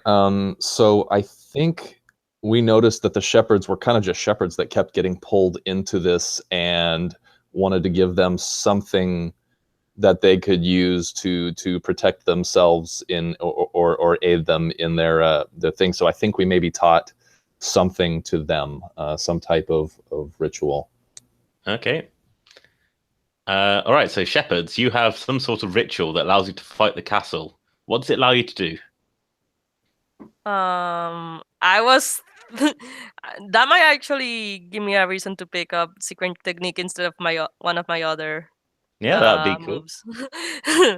So let me read secret technique again. Alright.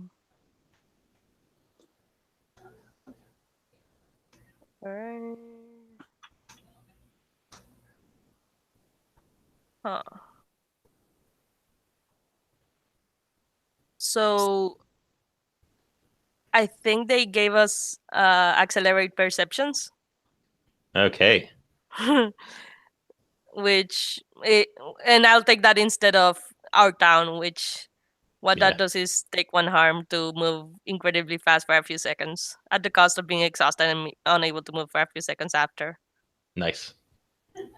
And how do I remove what? You could probably just delete them, I think. That'll do.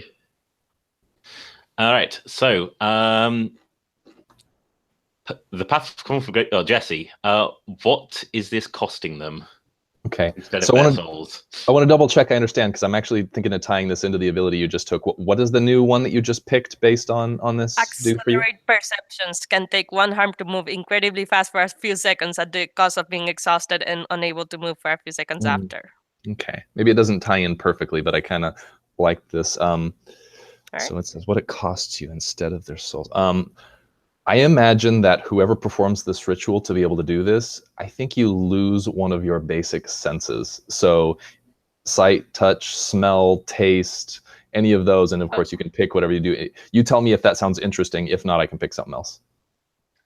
So it's the entire bloodline loses that sense? Just the person who performs the ritual to get this secret technique. Right. So depending on who you're playing, it could be a different sense that you're missing. So it also depends on the explorer. Okay. Yes. That works. Yeah, does that sound interesting to you? Or not? I can look at something else if that doesn't work for what you're think trying to do. I want to say it's the same sense for all of them. Okay. Sure. And it's hearing. Ooh, interesting. So they're all deaf. Because it's more like if they cast the ritual, they're all deaf, or they become deaf. Because and is it a progressive thing? Like every time you use the secret technique, it gets worse until it's gone completely. Yeah. Okay. Cool. That's cool. All right. So you have your 4 lineages. Hooray. It has been a few generations. Those stories we just told have happened as all of you in your own ways came to terms with this power that is now there in the world, that is sort of lurking in the shadows and calling out to its source to return. And the time has come again. The blood moon has risen. The walls of reality have grown thin. But this time you're a bit more ready. So when the castle bursts through, where in the world does it burst through? Anyone have any ideas? It's about the sort of Renaissance sort of time, I would say, early Renaissance.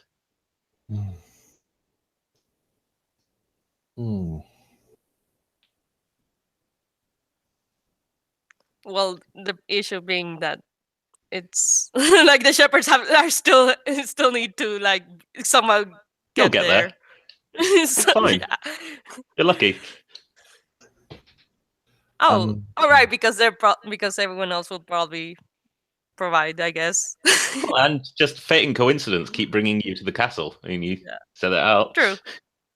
I like if it's not the age of sail yet, right? Or is it? Like, is it like? No, not quite yet. All right.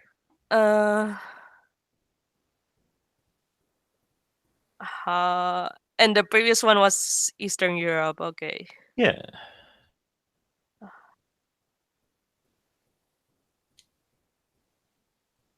How about Italy? Okay. Like right in the middle of how about right in the middle of the Vatican? Okay. Like, just because. Sounds good. Sounds good.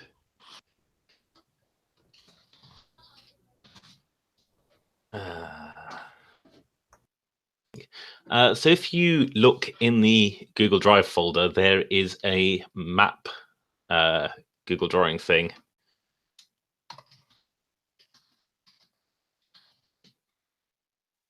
Wait, there's a map? Yes. I do not see it. No. Oh, there we go. There's the map. Yes.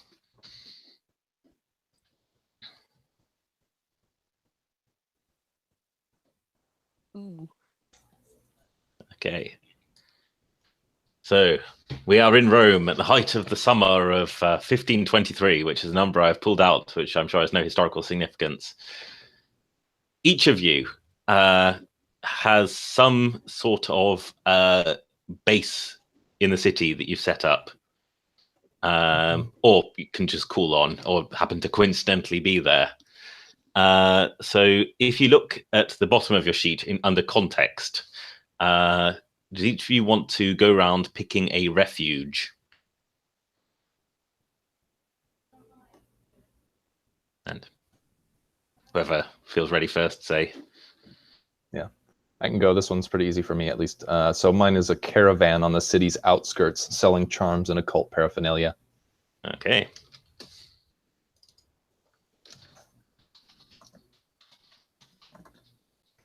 Just gonna bold that. There we go. Okay. Who's next? Can I create a library? Yeah, certainly. I want a library then. You got it. Thank you. Is it a noble's private collection or a church library or? Yeah, I think it's something between a church and a. It's open, right? The point is to bring people into the order, right? But there's also like levels of access, so there are different floors that people have access to. So you have the sort of simple reading room that anyone could come to, and then the people who are worthy of the more advanced texts get to see the upper floors. Correct. All right. I got the club, a park or back alley where friendly gangs hang out. Nice. I'm thinking that a park more than club or back alley. Just okay. Random park where gangs hang out. All right. Who are I'm these not gangs? sure if that means actual gangs, as in they beat shit up, but probably like youths spend their time getting into duels and drinking, that sort of thing. Okay, but, so that's in a friendly that sort of kind way. of gang. Yeah. All right.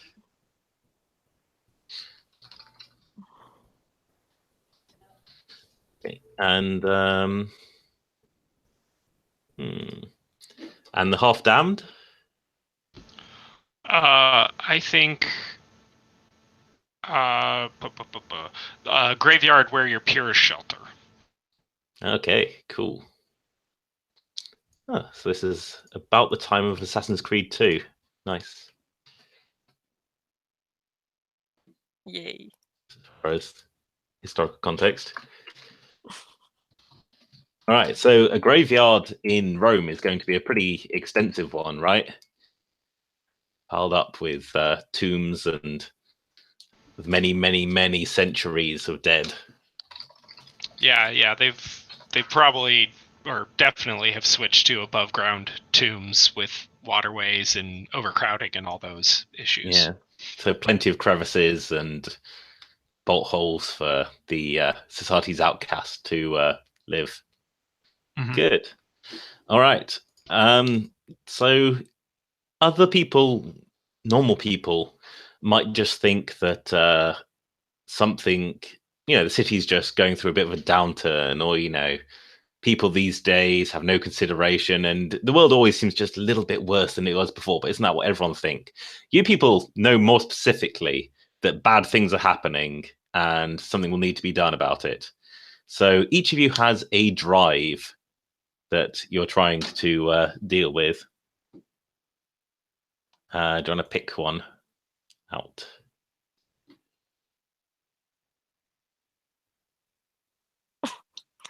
I think your love kidnapped by the regent. Okey-dokey. Really simple. Yeah? Tell us what happened.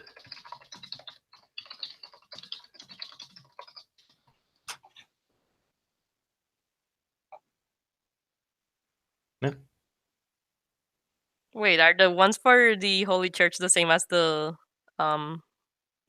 Oh, they are. yeah, so that's kind of weird. That's not right. Let me just see if I've got them wrong. I just forgot to copy them over. I just forgot to write them. Yes, I did forget to copy them over properly. All right. Bear with me just 1 second.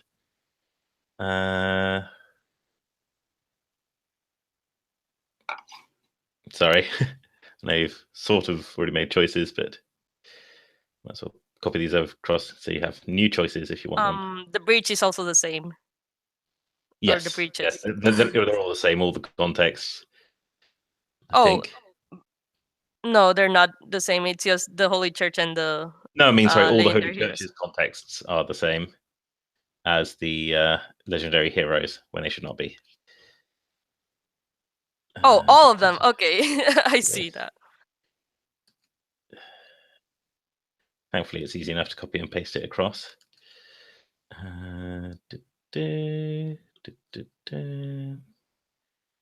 Format, text wrapping, wrap.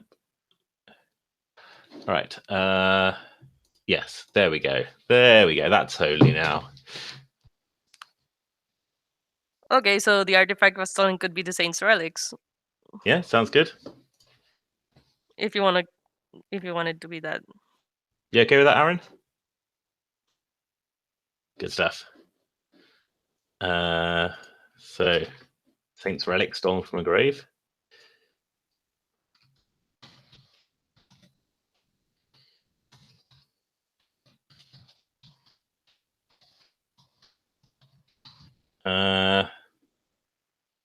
All right, Half Damned. What drive do you have to?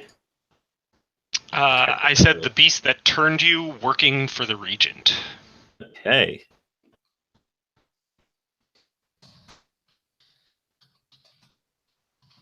The path of conflagration also has theirs, I think. Ooh, a celestial conjunction. Yeah. Yeah, I think it was. I think we branched out since Ursula's days, not just fire. I mean, we have many different ways of exploring arcane and strange power. So I think the stars are definitely one of those. So just reading what we saw not only some type of cataclysmic event about to start, but it also pointed us to a general location, and I think that's why we're here. Okay, good stuff. So there is a terrible beast lurking within the castle. Who is this beast? Describe him for us, if you will. Yeah, so it's kind of like what we saw with Tali, an emaciated human being, but is immensely tall, just stretched out over 8 feet, and just additional additional joints. So instead of just one elbow, it has 2 or 3, and bend like they bend like accordion style in and on itself, so it can fold itself up into really small spaces or unfold into its full height. Oh, that's perfect. Yeah, and glowing red eyes, and just massive, almost sickle-sized claws that it just goes wherever it wants to and slashes and kills and crushes. Yeah. Lovely. All right. Okay, and finally, Breach, which is the entrance you found into the castle, and the way you've chosen to get into it. Right through the front door. All right. Front door in my sturdy boot. All right.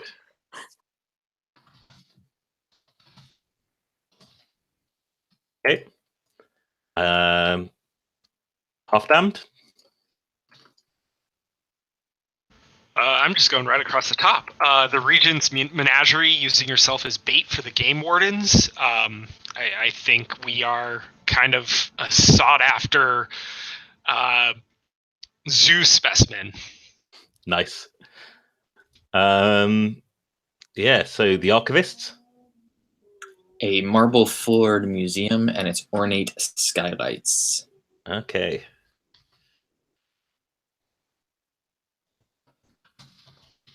And the Conflagration.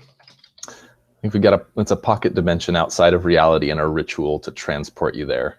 So I'm imagining like a circle of us, with our arcane symbols carved into us, and like pouring this like green bubbling steaming liquid into like these this circle that it kind of like fills in the grooves. It's one of those scenes from a movie or TV show where it's filling in the arcane symbol that we're all chanting around. Oh, lovely! I'm imagining like mercury mixed into there, so it's all sort of reflective and silvery as it flows around. Yes, I love it. Okay, all right. So these are the places in Rome 1523 that you have located as being doors to the castle, reasons why you'd go there, and places you can retreat to for safety. But there's a final question, which is, who are you? So if we want to skip over to explorers, one final bit of character creation before we hit the road. So there are... No, continue. Okay. There are 5 playbooks for your explorer.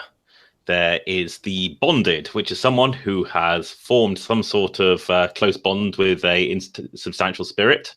Might be a ghost, a demon, an angel, an elemental, and they get power from that as it stands behind them and fights alongside them. There's the mystic, who is an expert in sort of, again, the intangible in some senses, but they're all about binding spirits to serve them and use their power to do weird things. The pack rat, who just has a ton of equipment and gear and is really handy and helpful and can have something to pull out at a moment's notice. The reckoner, who has some ability to understand the shifting chaos of the castle and pin things down, and they're very perceptive, very sort of sniper character, if you want them to be. And the Slayer, who is just a straight up fighter. They are tough, they are brutal, they can tear things apart. So, any preferences? Is anyone looking at the Slayer? Because I'm looking at the Slayer. Go for it. All right. I'd say I'm most interested in the Reckoner, but I could go Mystic if someone else had their heart set on Reckoner, or I could go somewhere else. I was... Oh, yeah, if you're going to do Reckoner... Okay, if you're going to do Reckoner, I think it'd be kind of interesting for me to do Mystic. Ooh. Okay, yeah, cool.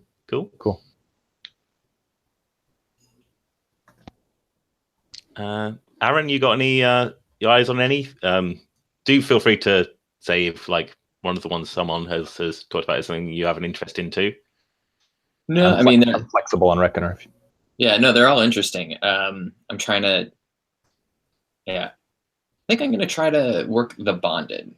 The pack rat is too obvious for me right now. Fair enough. Yeah, you want to move a bit away from a support character, maybe. Mm-hmm. All right. Okay. So, pack rat is hidden. Everyone choosing. Let the grand choosing begin.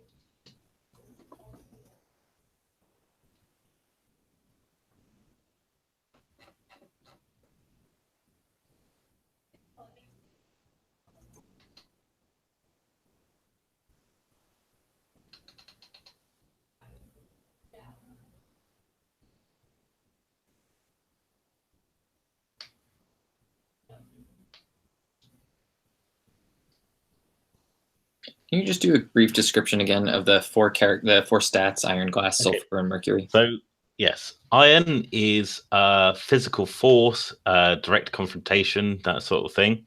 Your stubborn will, your ability to fight and kill, that sort of thing. Glass is your ability to stay sane and clear-eyed and get a good read on a situation. Sulfur is the strength of your passions and ability to tap into occult power. Mercury is your ability to be stealthy, quick, and graceful. And yeah, blood is blood. How much you've been corrupted by the castle and can tap into its power. So what is this undercurrent and max armor and all this? Right. All right. That's the wound thing. Okay. All right.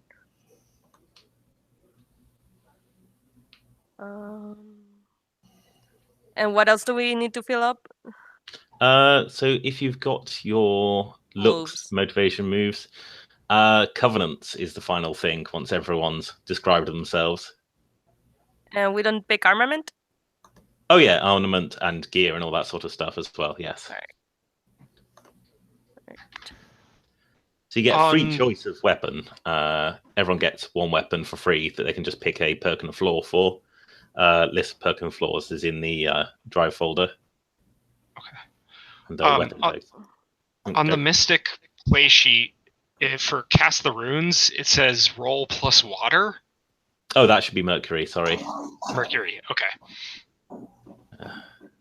So I'm going to make Explorers.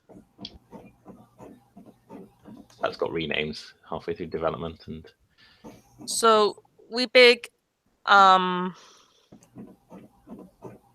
armament we pick one of the choices in the in the drop down menu. Yes. And then other gear is we pick 2. Yes. And that's all we get. No, you also get a weapon. Okay. All right. And that's just free choice. You say what it is, and you give it a perk tag and a floor tag. Oh, okay. That's good. I didn't hear you that time. No worries. So yeah, your weapon can be anything that you can stat up with the perks and floors.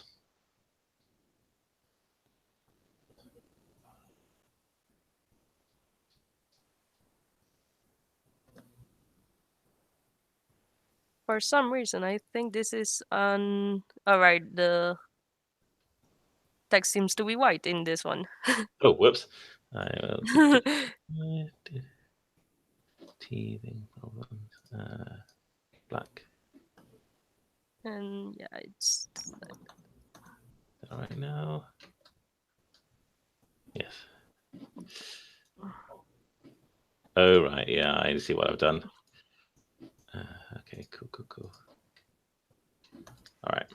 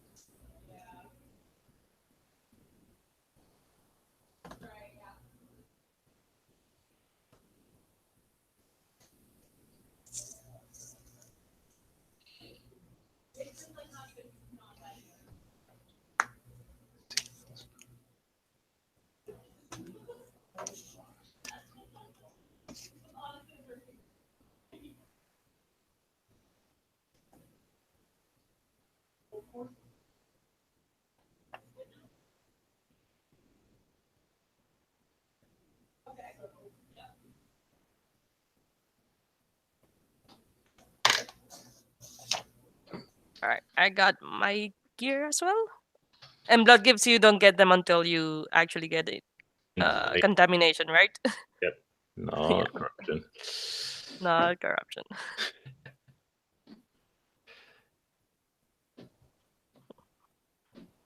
Still sort of trying to work out if the contamination economy, etc., is working all right. We shall see.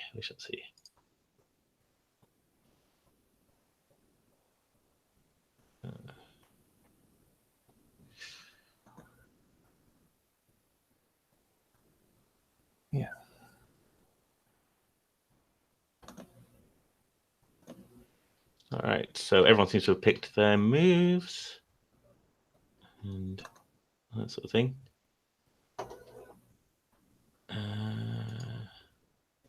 It's just nice weapon.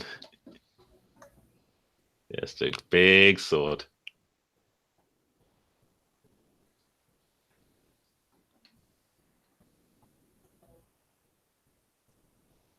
Oops.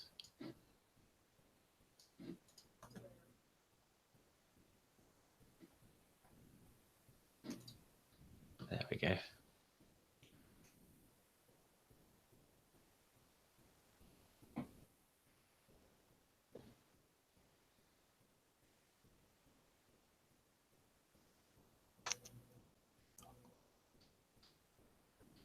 I have a question.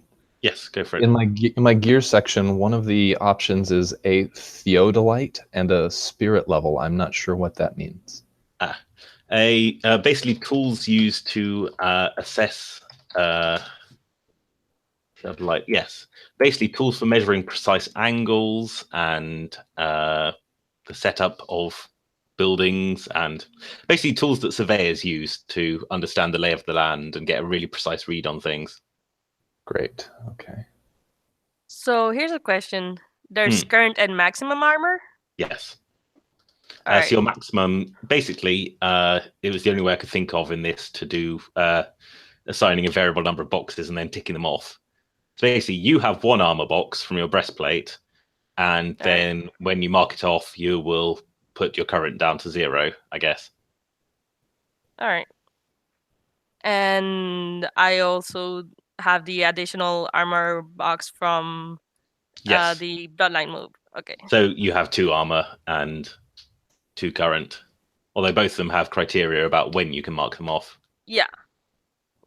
But I'll keep that in mind. Yes.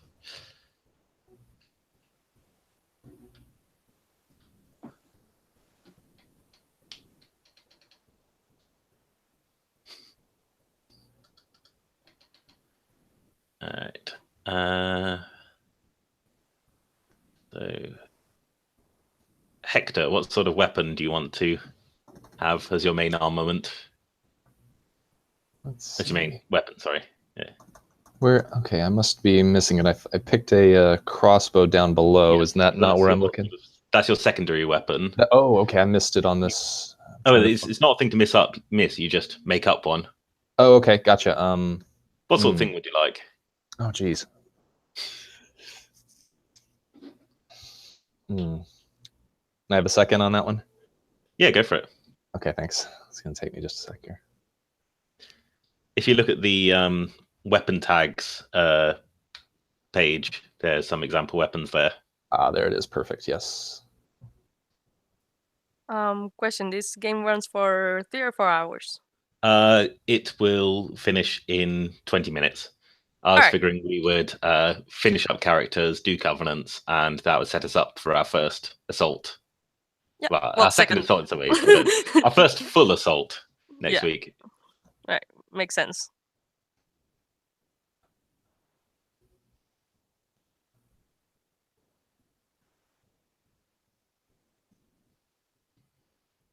Yeah, I seem to write games where you need a full session for character setup. I enjoy character game setup for these things.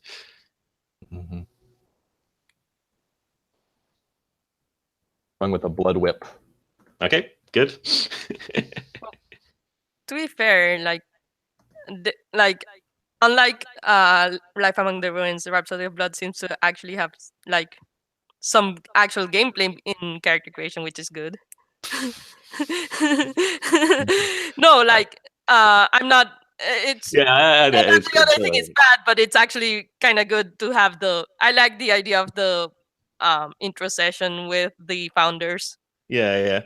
Well, I mean, I was thinking with Dark Souls and Bloodborne and all that sort of thing. There's always you always get dumped in the center of things, and then you have a bit of a fight, and then you die, and then you do character sort of creation stuff. True. Just a bit of a taster, I think. Yeah. I mean, when you start up a game with consulting spreadsheets and filling out forms, it's difficult to sort of bear in mind what the game is, you know? So I think that's my theory, at least. So you went with the Blood Whip, yes? Yes. Good. All right, so might as well describe each of you to the rest of the group. So, Aaron, tell us about Alexandria. Good library name. There's a theme here. Yeah. I think of Alexandria as somebody who has a concealed look, so sort of closed off. I'm imagining a hooded figure of some sort. They are indigenous to whatever. We'll figure out the space, I guess. Where are we in relationship to where the castle has returned? Well, you're there. You're in Rome, ready to attack. Yeah, maybe indigenous to Rome itself. Okay. And so, and then they are bound to an artifact, and that artifact I'm still working on, but I think of it as tied to whatever artifact was stolen.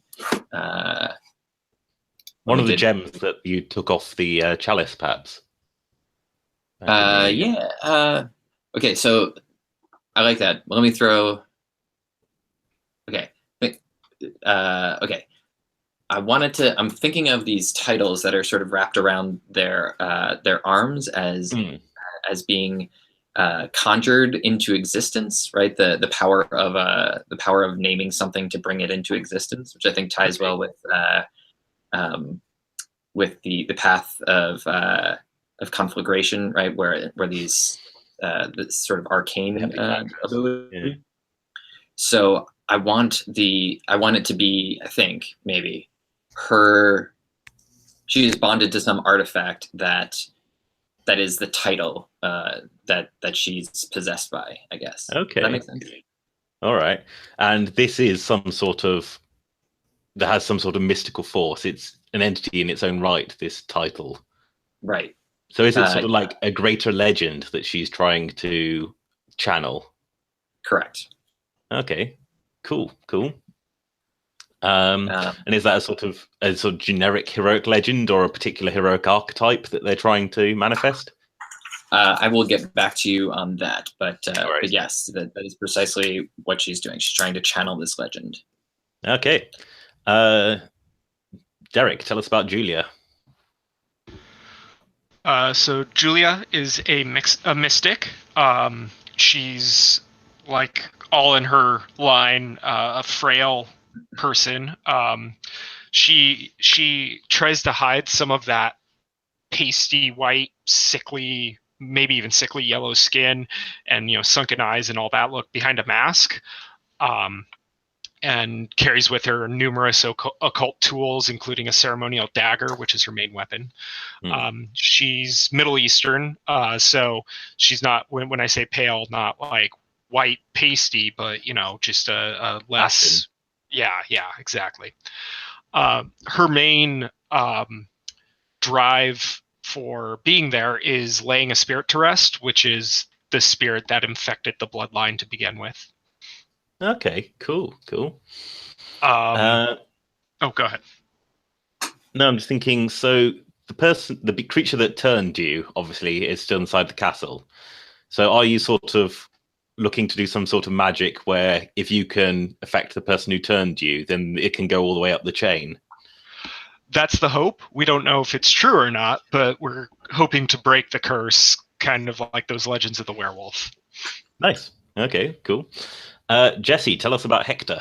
Yeah, so Hector, very kind of small and spindly, very, very pale skin, but you don't necessarily see that because, first of all, he's covered in these, kind of like, deep red maroon, like runes, kind of, like just decorating the entire body. But then over the top of that is wearing kind kind of just very dull colored clothing, very simple stuff, and every bit of exposed skin is kind of like covered in mud and kind of caked on there, just kind of as like camouflage and just trying to be. It's kind of a ritual thing for at least for him, and yeah, so that's what he looks like, I guess. He's here primarily. He's trying to understand the nature of reality. Sight and understanding are kind of one of his driving forces.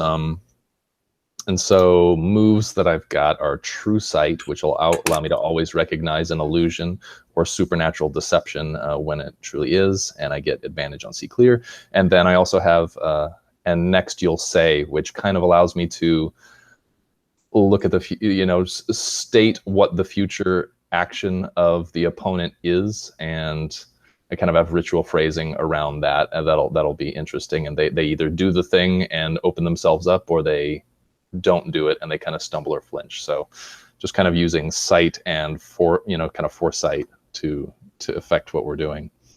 Uses a blood whip as kind of a last resort, and not necessarily the most physical character. But more of someone who sort of watches and understands.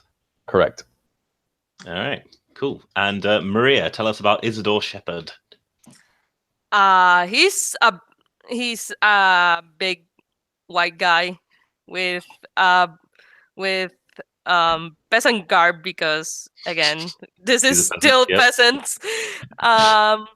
He's also going deaf because I picked for one of the moves Lightning Swift, and I'm going back to the whole they're going deaf.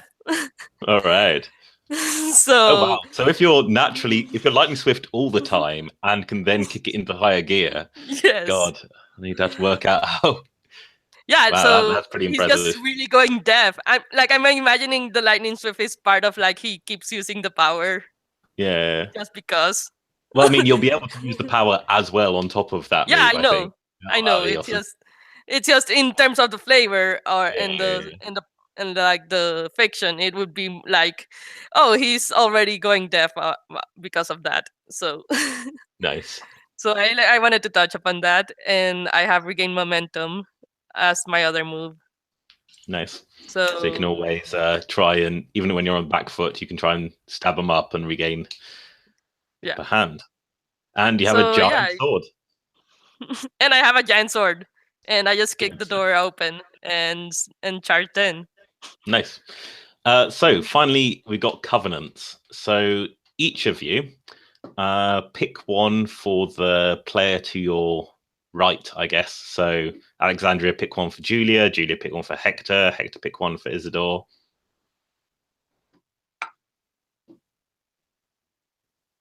So let's start with Alexandria. So if you want to, you follow different faiths. Oh, that hasn't filled up properly. I would pick one for Alexandria, right? Yes. Okay. Oh, that's not. Sorry, those have gone wrong somehow, and I'll just work those out. Be right back. Huh.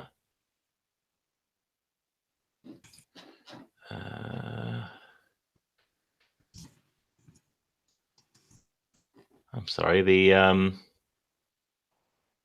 auto following isn't doing this properly. A59 to A70. A59 to D70. Sorry, I've obviously formatted this poorly because it's not filling out the strengthen and weaken terms properly. I'll just paste them in. All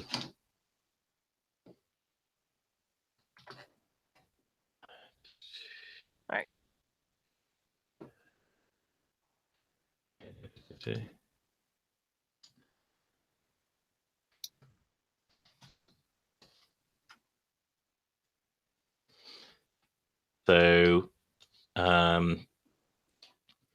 So Alexandria and no, wait, is that in the wrong direction? Yeah, I did that in the wrong direction.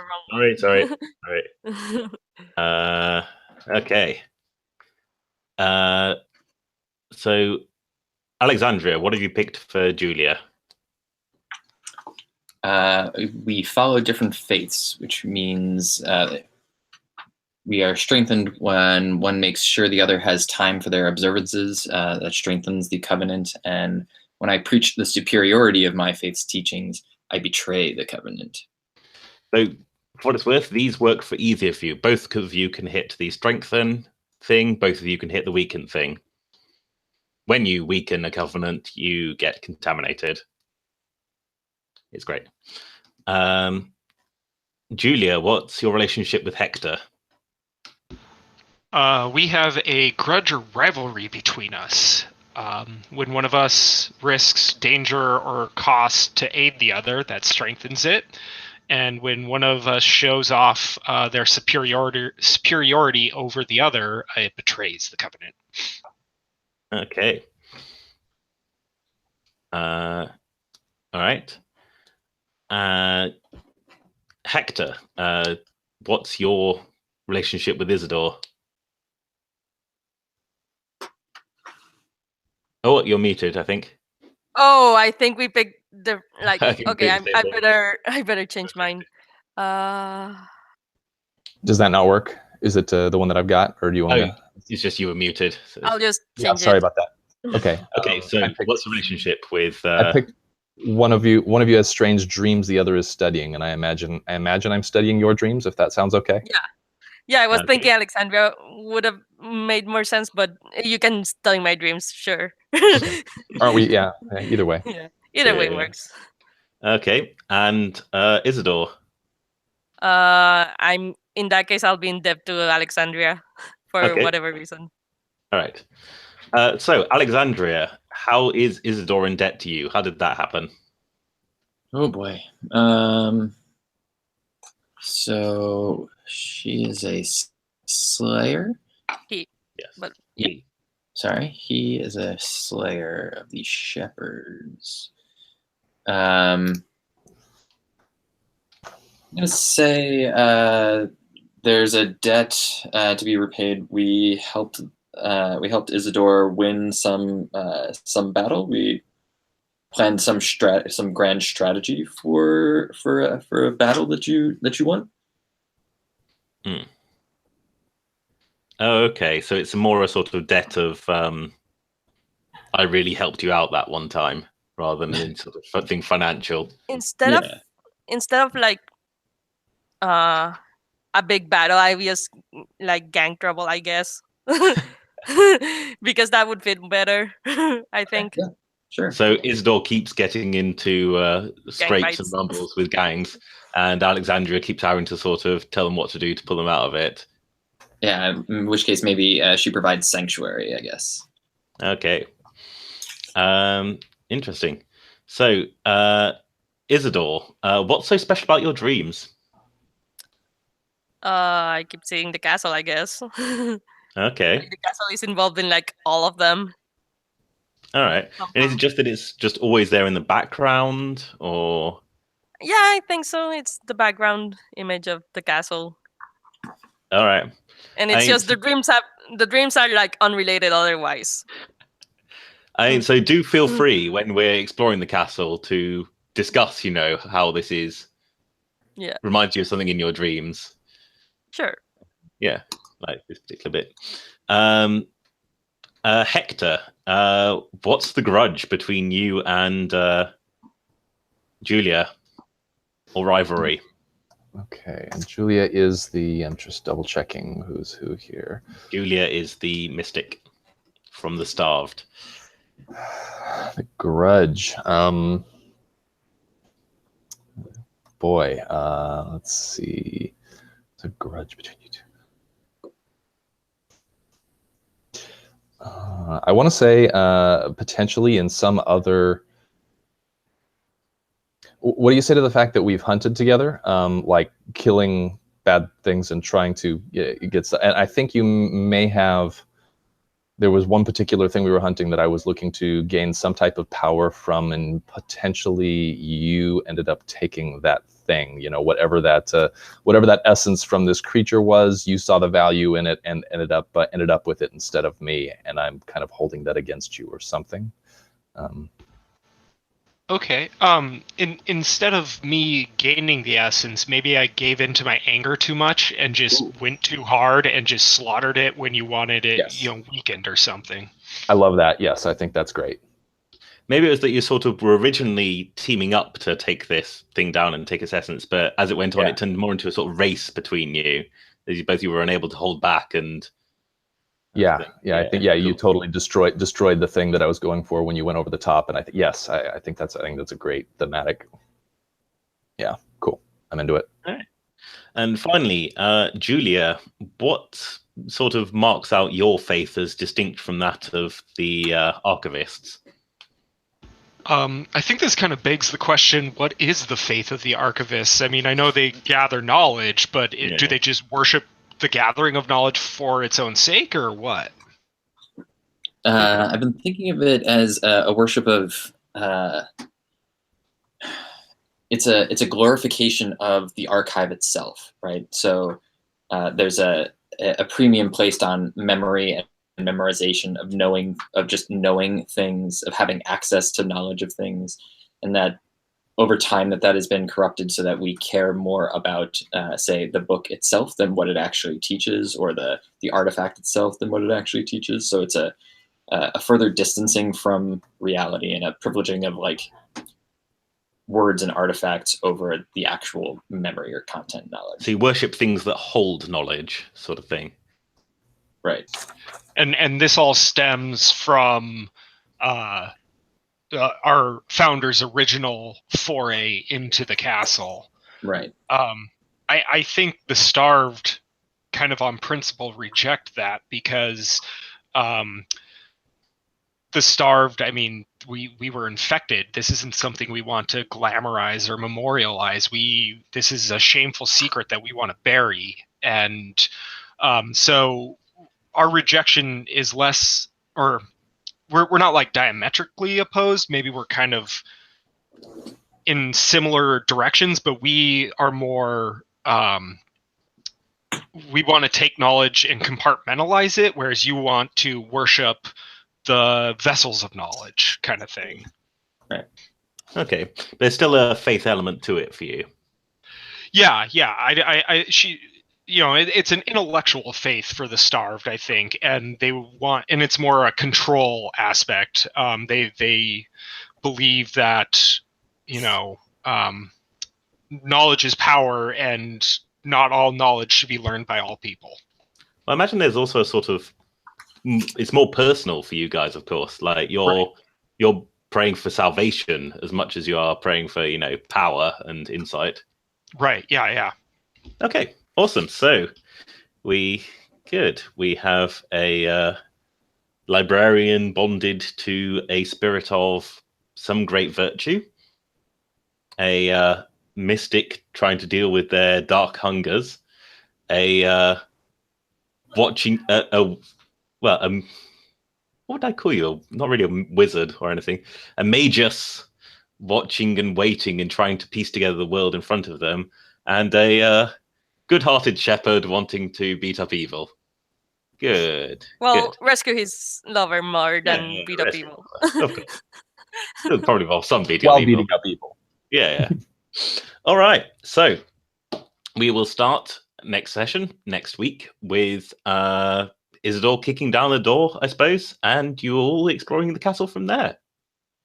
Great. Right. Thank you. Thanks, everyone. Yeah, thank you all. You are very good playtesters, and I'm very excited with this story, actually. Me too. Yeah. Yes. All right. I'm going to stop the broadcast.